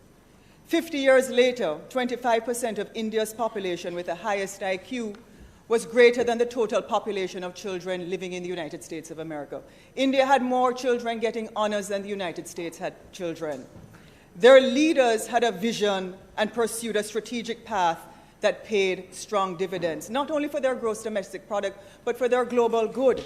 And what we're witnessing in India today is that India ranks in the top 15 countries for pharmaceuticals in their exports. India provides 80% of the world's antiviral AIDS medication and also 20% of the world's generic drugs. Even before the COVID vaccine was developed, India was exporting hydroxychloroquine and paracetamol to over 100 countries. The Indian pharmaceutical sector, which was valued at $64 billion US dollars in 2019, is expected to grow to over $150 billion US dollars in 2025. Moreover, Madam Speaker, Indians are now the CEOs of some of the world's leading companies: PepsiCo, Adobe, Twitter, IBM, Microsoft, Google, Macron, just to name a few. This is not by accident. There is no new world coming. It is already here, and Jamaica has to pick winners to grow our economy and train our existing youth for the jobs that we want to create in the future, and redesign our education system around building talent in areas that we can compete in globally, so that our productivity improves and we can hire persons here and we don't have to lose them to a brain drain. Madam Speaker, why are you answering Karl? Our import substitution policy, Madam Speaker, which is broad-based and still being pursued today, is a dead end for several industries and has not created an export-driven economy or led to any significant export of manufactured goods, despite substantial duty protection over several years. As a matter of fact, there are about 1.5 million TEUs that come to our container port here. Only 10% of them leave with any kind of goods filling the containers, and that's a travesty. Over the past 10 years, we consistently import 4 times more than we have exported. Over the past 40 years, the Jamaican economy has only experienced anemic growth. And our per capita income for people has really not grown in a way that they can take care of themselves adequately. For example, Madam Speaker, and I want you to listen to what I'm saying. Our agricultural policy supports the protection of locally grown Irish potato. Not because we have any global competitive advantage in Irish potato, not because we can compete on the world market with Irish potato, but still we put on these blinkers and think that saying it is locally produced justifies the decision to protect it and incentivize it. Our production cost to produce locally grown Irish potato is 750% above the world market. The current farm gate price for a pound of Irish potato in this country to the Jamaican people is $1.14 US cents, or $176. The world market price for Irish potato is US 15 cents, or 23 Jamaican dollars. So Jamaicans are paying 7.5 times more the world market for this product. There's no value in producing something if we can't produce it cost effectively, or at least 40% above world market prices. Instead, we remain focused on banning the exports or having a few preferred importers, which only serve to create agricultural monopolies that benefit a few people and push the prices up. You eat them down. Our attention and resources, and you're smarter than that, Nestor. Don't dumb down yourself. Our attention and resources should be laser focused on the items we can export. One more acre of Irish potato is one less acre of exportable peppers, ginger, pawpaw, mangoes, and more importantly, for value-added products to make sauces and cannabis products. Unfortunately, we haven't seemed to learn much by staying in sugar for so long. Last year, Jamaica imported $31 million worth of chicken back and turkey neck, most of which was resold for 250 Jamaican dollars per pound. Instead of the good cuts of meat, why do we keep repurchasing so much chicken and other offals? Simply, it comes down to what many Jamaicans actually can afford. That's what they can afford to eat daily. And more than 70% of our population, Madam Speaker, has suffered from insufficient resources to access safe and nutritious foods. Local chicken prices last year rose by 5 times. One pack of leg quarters now retails in some supermarkets for over $1,000. And I think all of us in here know the plight of what that is. That's almost 3.25 times more than chicken in the United States. Chicken back is what is left off of the bone. When it's taken away, it's 44% of bone and skin. There's a little piece of it that is called the oyster. And the U.S. market has no market for these goods, so they're usually dumped here. Not only is chicken back dumped here, offals are dumped here. Liver, kidney, the necks, the tongue, the tripe. And these are also sent to Jamaica. Last year, we consumed about $12.8 US worth of these offals. Why? Because Jamaicans cannot afford good cuts of protein. Therefore, any increase to our interest rate increases the cost of these items. And as inflation continues to increase, many Jamaicans will not be able to afford even minimal protein. So they turn to foods that help them to feel full, like flour and rice. Last year, Jamaica imported $81 million worth of rice. I just said it. And that's why diabetes is so high. As a result, Prime Minister, I'm not blaming you. I'm saying that it is happening over decades and we need to change our ways. As a result, Prime Minister, many Jamaicans, them belly full, but them still hungry. Because they're just full. Because Jamaicans pay among the highest food prices globally, whether locally grown or imported, when our main objective, Madam Speaker, is to increase our overall wealth or reduce the cost of food to the majority of our people. Instead, we should be focusing on the export of organic chicken or yard fowl. Because in the United States, organic chicken retails for $4.99, nearly $5 a pound. Seriously. And if you go to Whole Foods, you can get boneless, skinless chicken breast. You have to pay $9 US per pound. Why are we not exporting yard fowl and setting up our small farmers to send away organic chicken? Not only should we be doing that, but the non-genetically modified food market last year, Madam Speaker, was valued at over $1.49 trillion. US dollars, that's not Jamaican dollars. Because people, especially millennials, are trying to eat healthier. So here we are trying to talk about all these things about protecting a locally grown chicken market when we should be focused on exporting those things that we have a value added in. We could try to do something. I want to also, I also want to say, Madam Speaker, that the global ganja and cannabis and pepper industry sauce markets are expected to reach $97.3 billion and $3.77 billion US, respectively, by the end of 2026. To succeed in exporting any one of these products at even 1% market share would transform Jamaica into the country we say we all want. It is time that we look at what we're planting, because we could be sending and exporting Scotch bonnet and the sauces, Madam Speaker, and using that foreign exchange to buy all of the Irish potato and to support all of our small farmers, because then they would be earning foreign exchange and not have to worry about seasonal products. There would always be a market for them. And it is time to review our methods to structurally transform our economy for diversification and to see ourselves as a value-added export country, focusing on products and services that we can have a globally competitive advantage in. It is time, Madam Speaker, it is time that Jamaica changes its swing, because we definitely need a sun, sand, and sea makeover. Last year, in 2020, Prime Minister Mia Mottley said, look, since we're having the pandemic, why not let people come to Barbados and enjoy the pandemic in paradise?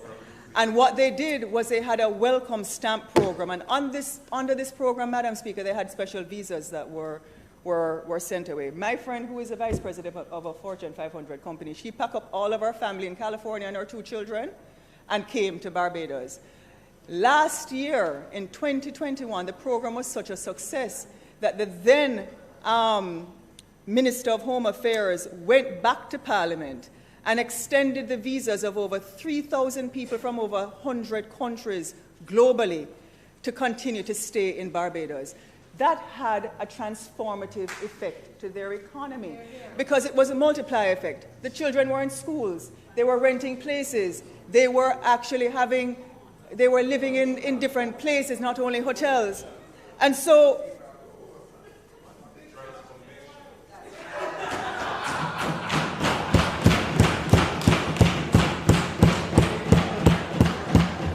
well said, and a good use of the word. Madam Speaker, why doesn't Jamaica lean in and do something very similar? Why, in 2019, I came to the House and I spoke about retirement tourism, and I gave the solutions for that.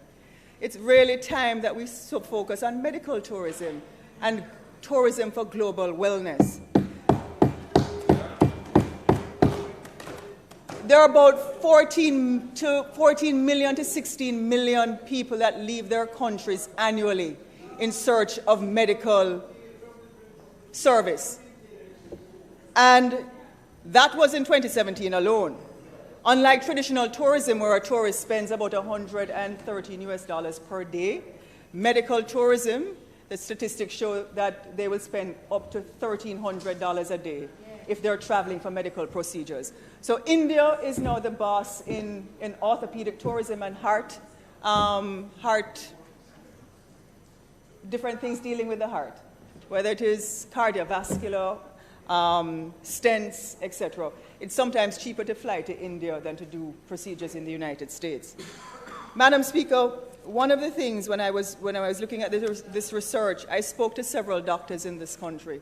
Dr. Alfred Dawes, who specializes in high-end weight loss treatments, says, look, Jamaica has a competitive edge because of our location to be competitive in laparoscopic stomach surgeries and the like.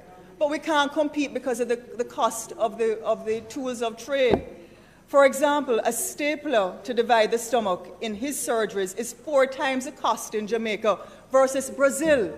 So where you have Jamaicans flying to Domrep, Mexico, and all about the place, because the total surgery in Mexico, for example, for overweight persons to have that surgery is $8,000 US flat. Just to stay in the hospital here in Jamaica is $7,000 US. And what the doctors are saying is, look, we can position Jamaica for medical tourism. We just have to put the right tools of trade in place. If you look at what the Global Wellness Institute is saying, and they disclosed it last year, is that the global wellness economy generated $4.4 trillion during 2020, and wellness tourism accounted for $436 billion. It's growing at a rate of 50% faster than traditional sun, sand, and sea tourism. And, Madam Speaker, we have to pivot. We have to look at some of these things, and we have to wake up and implement some of these things to take advantage of it. And with that, I want to turn to something else. If we're going to access the global wellness industry, we have the mineral springs that are 54 more times radiative than some of the mineral springs in Europe. For example, the Bath and the Milk River.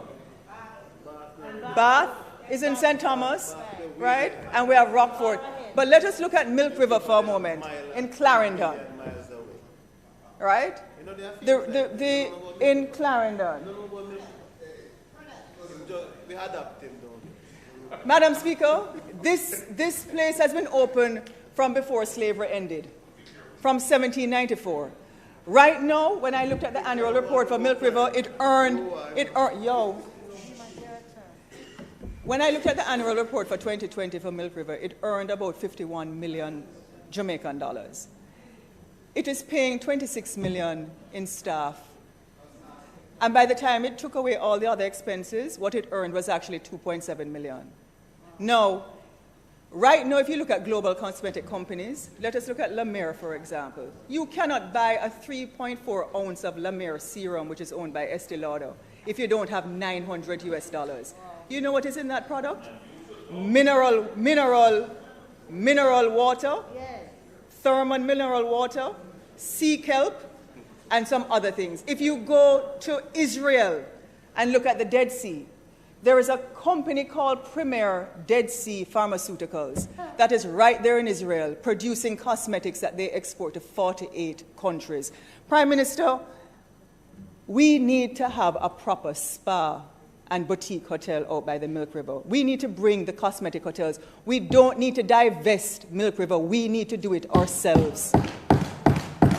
And we can do it ourselves. I am really tired of seeing us obfuscate our innovation to others, not trying to do it on our own.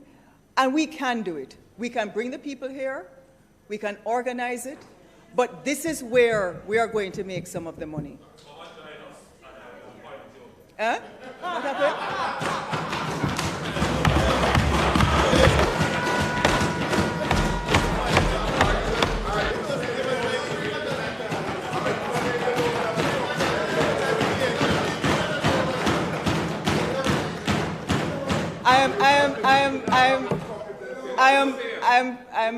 I'm flattered, but you can still appoint me and I can still stay here. But, Madam Speaker, the truth is that our brand, our Jamaican brand, gives us a premier opportunity to leverage this asset. And we don't need to divest the asset to anybody else but Jamaicans. Let's try and do it, Prime Minister. I'll show you how you can do it. Huh? If I want it?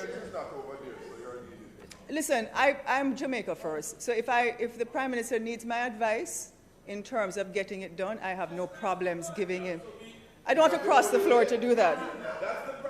Anyway, Prime Minister, I've given you enough ideas. Madam Speaker, Madam Speaker, I hope I get back my time. Madam Speaker, I hope I get back my time.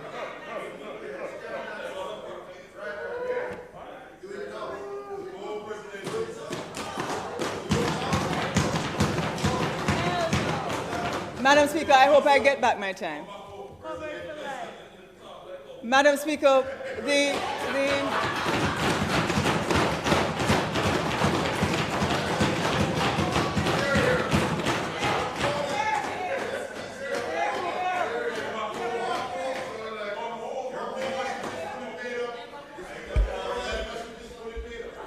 members. Madam Speaker. Members, enough. Thank Allow you. Member Hanna to finish her I presentation. appreciate There's no that. extra time to be had. Madam Speaker, another significant opportunity that we're risking loss in is a global bottled water industry. And I spoke about this some time ago because it's currently worth about US $230 billion. And it is projected to grow to $405 billion US dollars by the end of 2027.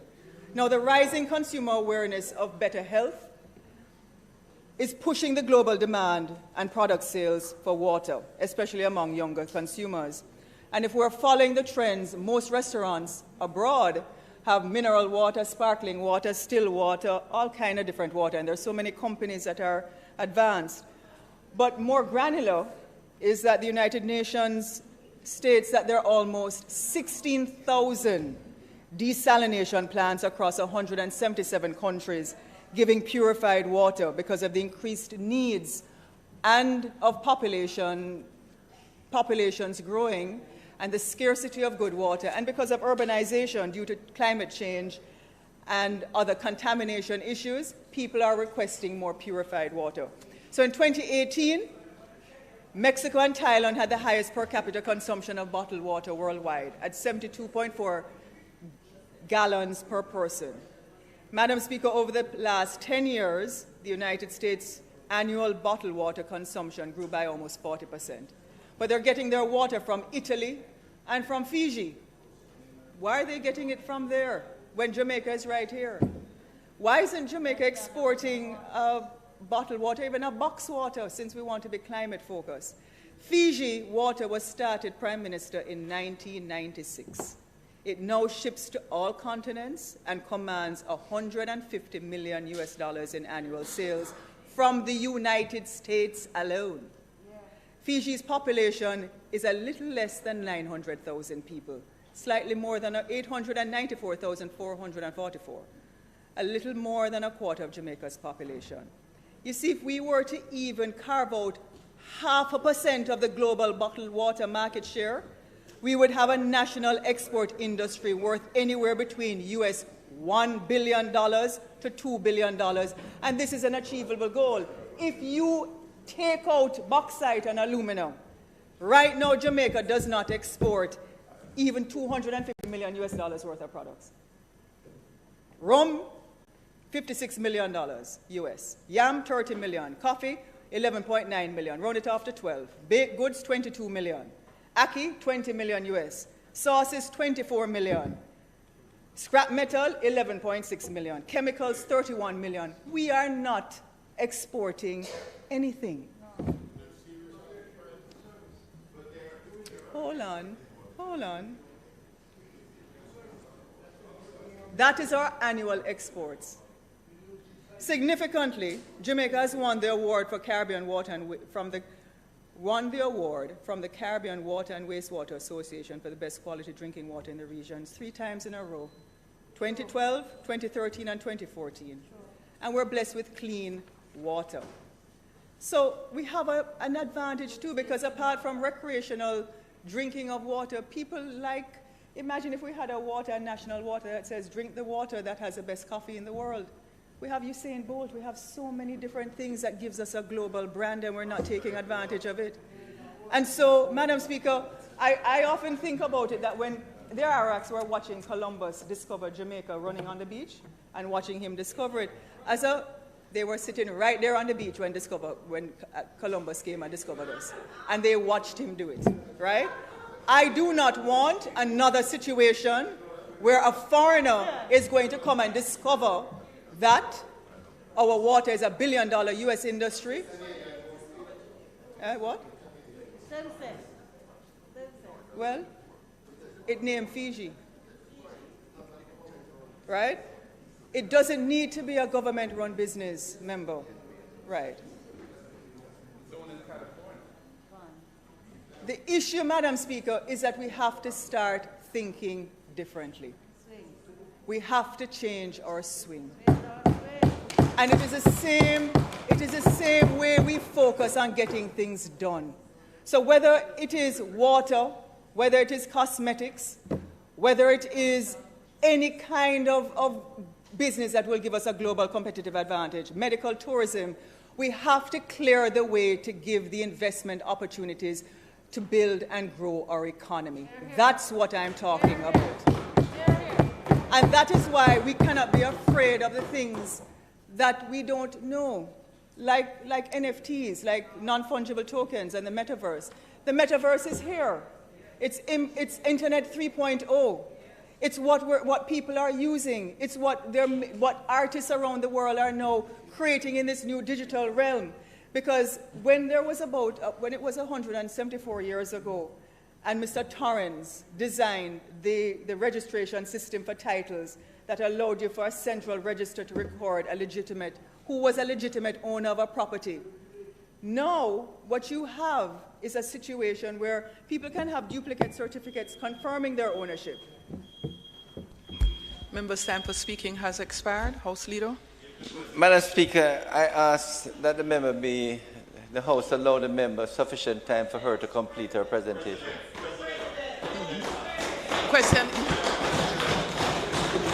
Question is that the member be allowed sufficient time to complete her presentation. Those in favor?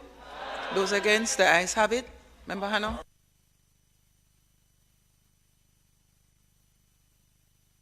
My president is sitting over there. Our president.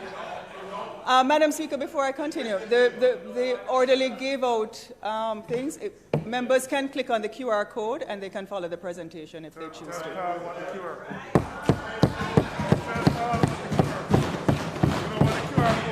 Karl, if you open your camera, this is a QR code. Just open your smartphone. Okay. All right.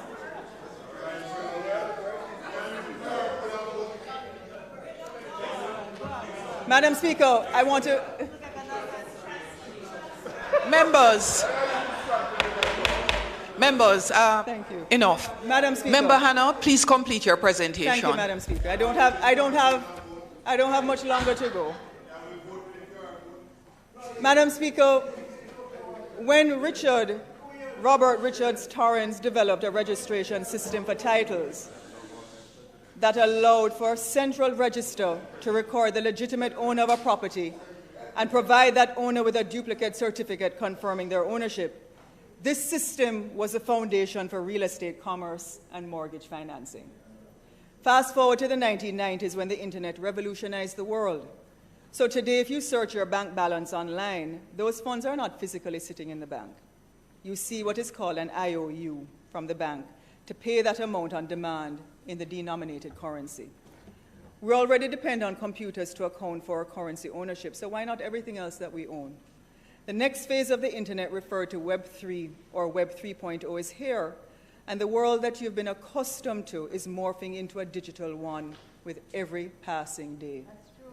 Now you can digitally register anything that you own with cloud registration, also known as blockchain, to which everyone has access. Last year, the psychological hype around digital value confused people in the main as to what was a token and why were Bored Ape Yacht Club NFT tokens being resold for millions and millions of US dollars online. Madam Speaker, an NFT is a unique certificate of registration of a digital asset or a one-of-a-kind digital asset that only belongs to you. You are now buying into a community, and every time you buy that asset, anybody that uses that asset has to pay you something from it. Now, it is a unique unit of those digital content to be logged and authenticated on cryptocurrency blockchains, primarily Ethereum. NFTs can be individual or part of a collection, allowing owners to feel as though they're joining an exclusive online community. Yep. Madam Speaker, the metaverse is here and it's growing. And whether or not you choose to accept it, if you need, you don't have to accept it, but you have to understand it. Because this particular world is a game, and people are playing this game daily. And the top brands of the world are wasting no time to go into that game with avatars.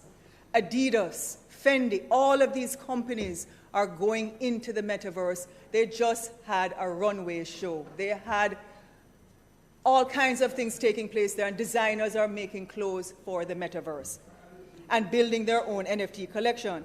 Jamaica is a global brand, and we need to brand the metaverse with NFT Jamaican everything.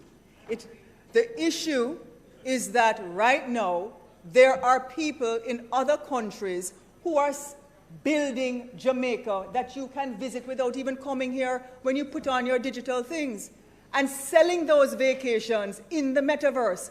We are not taking advantage of it, and it is going to leave us, and I am concerned. So what is going to happen?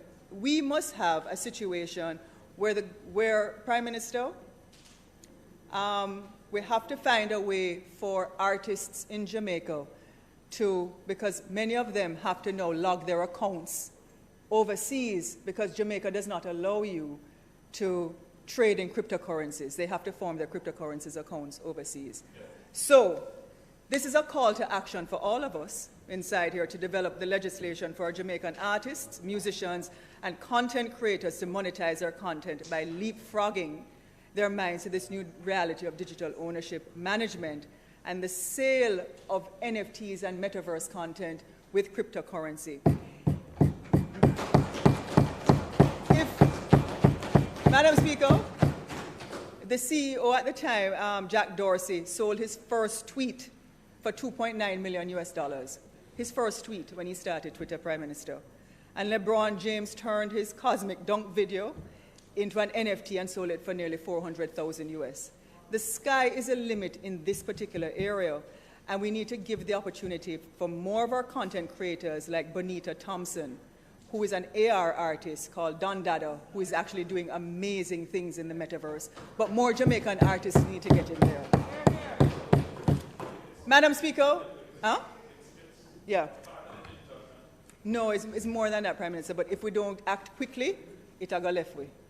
It leave way already, but we can't catch up. Madam Speaker, the late Agri Brown was my mentor, my teacher, and my friend. And I remember the first time he and I spoke about, in 1993, as a matter of fact, nearly 30 years ago. And we spoke about the globalization of culture and what was happening in the world pre the information superhighway. And he said this to me, and I'll never forget it. He said, all things are connected, and whatever befalls the earth befalls the sons of the earth. Man did not weave the web of life. He's merely a strand in it. And whatever he does to that web, he does to himself. And when I asked him, I said, where did you get that from? And he said, Chief Seattle. I think a lot of us in here probably are exposed to Chief Seattle. And if you're not, read some of the things that he writes. The truth is, Madam Speaker, is that we are all connected. And I stand here not by myself. I stand here because, and I'm able to serve Jamaica because other people created the opportunity for me.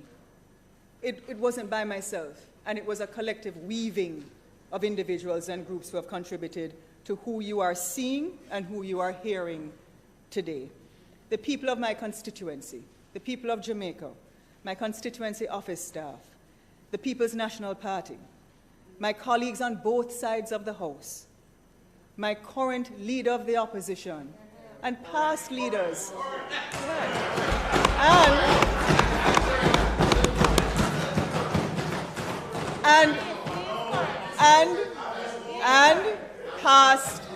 and past leaders of the opposition, and the current Prime Minister and past Prime Ministers.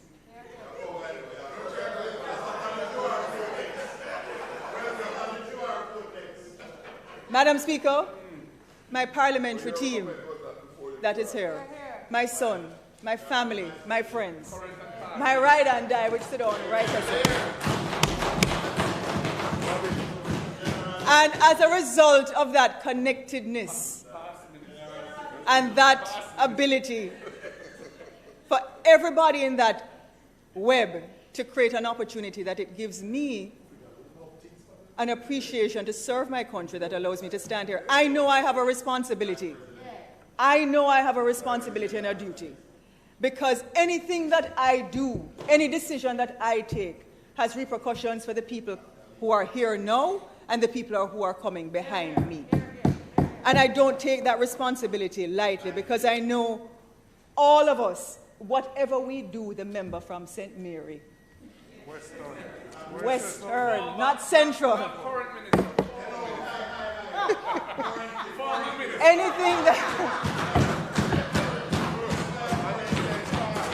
Anything boy, I'm going to tell him them saucy today, sir. Anything that I do, anything that we do, it is, we are all connected, and so we do it to ourselves. Therefore, Madam Speaker, that is why we have a duty. That is why we all have a duty in this House to take the right decisions. Because we must prepare this country so that when generations come after us, they will say that we were ahead of our time. That is why on February 21st, 2022, Madam Speaker, I warned this country as opposition spokesperson of Foreign Affairs and Foreign Trade that if Russia entered the Ukraine, it was going to be a hellish, perilous state that the world would fall into. And also it would affect us deeply, because anything that happens in the rest of the world happens to Jamaica. So I thought not only would the world's largest economies impose financial sanctions on Russian banks, but any conflict of that nature and the associated sanctions would have had a devastating impact on the production of exported food, not only to Western markets, but markets in Turkey, the Middle East, and Africa. Because unfortunately, when I said it, Madam Speaker, many Jamaicans didn't understand what that alarm was. And what they said was, "An affair war." So make we left that alone and concern ourselves. But the fact was that war impacts everybody globally, including Jamaica. And beyond the humanitarian catastrophe that we're now seeing, there's a broader, long-term geopolitical and economic implication that this form of conflict affects globally, and that is our global supply chains and our energy and food sectors. Not only directly, Madam Speaker, but indirectly. The Russian Federation is the second largest supplier of oil, producing 10.1 million barrels of oil a day. And it is ranked as a top exporter for nitrogen fertilizer and the second leading supplier of both potassic and phosphorus fertilizers. There are 25 countries that are dependent on the supply of Russian fertilizer.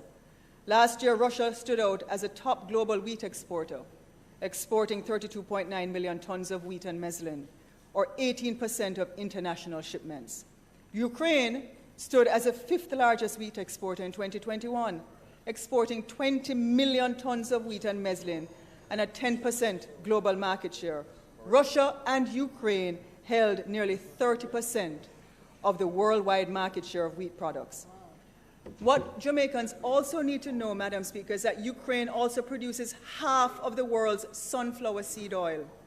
The substantial production bases of both themselves and Russia in the global maize, barley, rapeseed, and sunflower oilseed markets have a combined world export market share of close to 64%.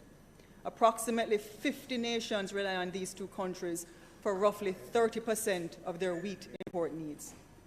Although this war, Madam Speaker, is thousands and thousands of miles away, it has already devastating impacts on not only other people, but our people. And the pockets of the poor have been the hardest hit. We all saw when crude oil went to $125 per barrel, and when it was $58 just a year ago. And oil prices affect everything. It affects commercial and domestic electricity, transportation, food production. What's more is that the cutoff of these significant global suppliers of wheat and oil is going to create the kinds of shortages, especially with fertilizer. And it could potentially hurt our spring harvest in the larger countries that we rely on for food, because they're not going to get the fertilizer out of these countries because of the sanctions. So is the Russia-Ukrainian war a Jamaican problem? In summary, yes, it is. And it is going to drive up the cost of food, electricity, transportation, mortgage payments, rent, construction supplies, gas, fuel. All of these have increased because of the pandemic, but it's going to get even worse. It is going to even affect the higher purchase rates of people and the cost of borrowing money for employers to create jobs in this country and making more investments more expensive. Madam Speaker, over the past 8 months, the Bank of Jamaica has moved its benchmark interest rate from 0.5% to 4.5%. While this may take some time to impact the personal interest rates of people, it is going to be debilitating on people, especially their disposable incomes, when it does. Of the 146 countries worldwide, Jamaica is at 142 in terms of the highest electricity bills. There are only 4 countries in the world that pay more in electricity prices than Jamaica. Now, if you're going to add what is happening in terms of the increases in electricity already, you can probably put another 30% on people's electricity bills. And this is going to make life very difficult. In some cases, food, because of the shortages with no oil and cooking oil. We saw increases last year that the opposition spokesperson on finance pointed out. In some cases, oil went up by 50% for cooking last year, expected to go up. So, Prime Minister, I've always stated that Jamaica will never really have true prosperity if we focus on only creating and selling products to 3 million people. Our import substitution policy needs to be replaced by an urgent value-added export agenda. We need to create the opportunity to sell outside of ourselves to try and make the kind of foreign exchange, and not only internally. Furthermore, Prime Minister, we need to immediately, and I said this in February, we need to urgently establish a food and energy crisis task force to forecast the other fallouts that are going to take place and prepare for them. This is not going to get any better. It is actually going to get worse.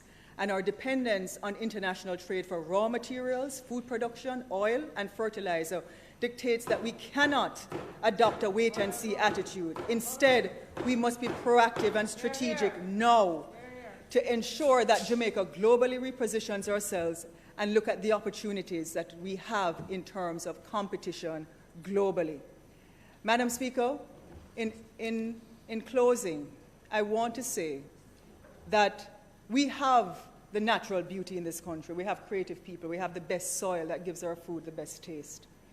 We have the proximity to the largest consumer market in the world, North America, and the geographical positioning to take advantage of Europe, South America, and Asian trade routes. Short-term band-aids, though, cannot remain our go-to response to building our country and our people. As a country, we seem to be walking backward into the future with our eyes wide shut, and so many Jamaicans fret daily and remain invisible. This strategy over decades has gotten us nowhere globally or even regionally. The many travels to and from seem almost like tokenism now with all of the photo opportunities. And foreign direct investments continue to evade us like how when Tom chased Jerry in the cartoon. So, Madam Speaker, I am concerned because we're looking at a war in Russia-Ukraine, but right here in Jamaica, if we use the international benchmark of what a civil war is the murder of 46.2 murders per 100,000. 30 murders per 100,000. Jamaica is at 46.2 per 100,000.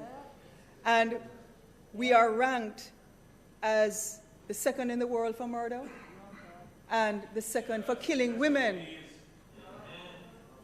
And Madam Speaker,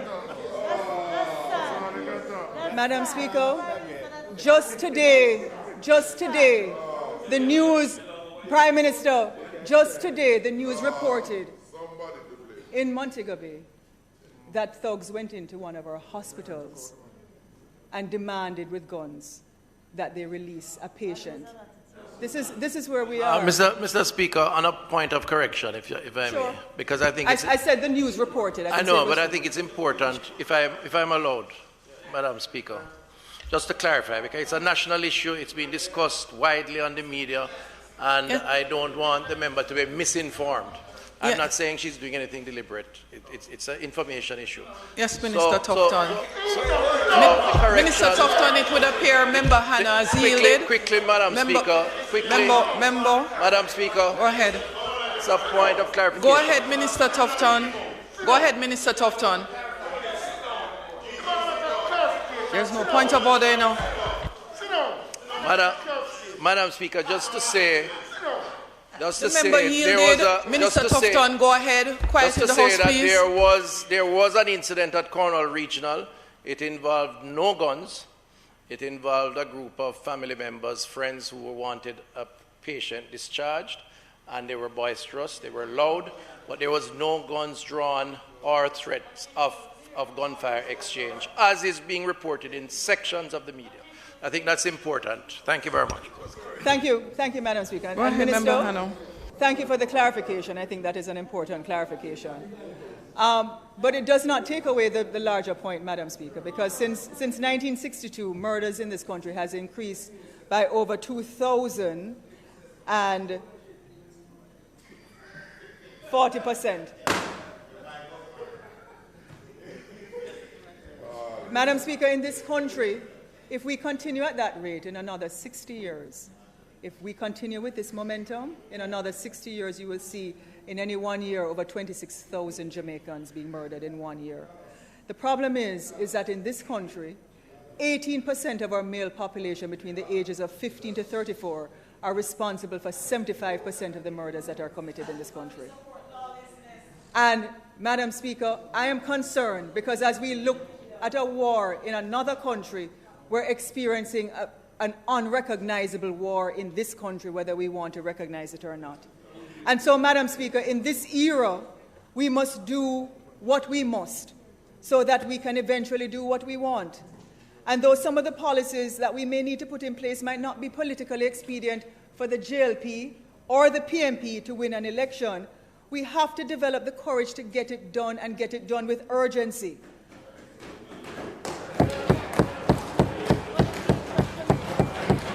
For the people of this country, Madam Speaker, our purpose in this House will redound to only being road fixers, Easter Bunny, Santa Clauses, and sometimes in our cases FedEx, where people want express packages where we give them out annually and sometimes daily.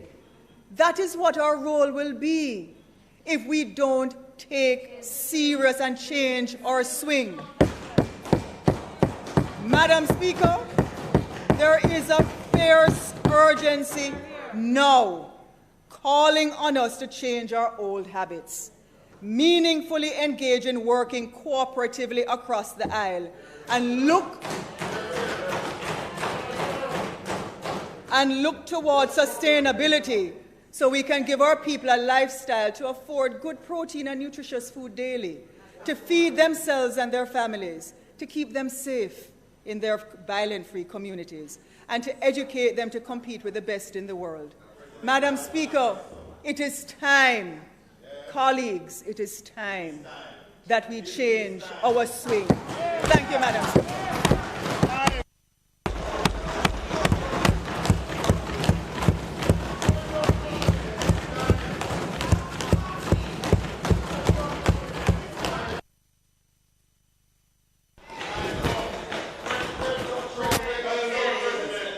House Leader. Sorry?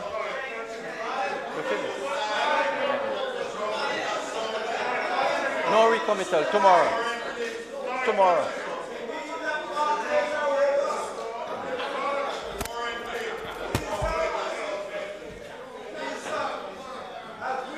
And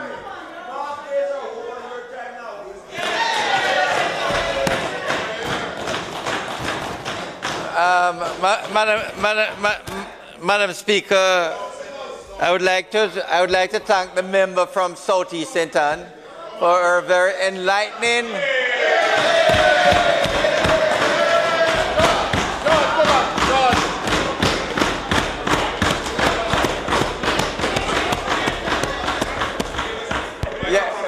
Yes, Madam Speaker, I would like to thank the member from. I would like to thank the member from Southeast St. Anne for a very enlightening and engaging presentation. Thank you, member. Madam Speaker, I now ask that the sectoral debate be suspended until tomorrow, when the member from North East Manchester will make his presentation. No, do that first. Question is that the sectoral debate be suspended until tomorrow. Those in favor? Aye. Those against? The ayes have it. Madam Speaker, there is not proposed to do any further business, so I now ask that the House be suspended until tomorrow. Question is that the House be suspended until tomorrow at 2 p.m. sharp. Those in favor? Those against? The ayes have it. This honorable House now stands adjourned.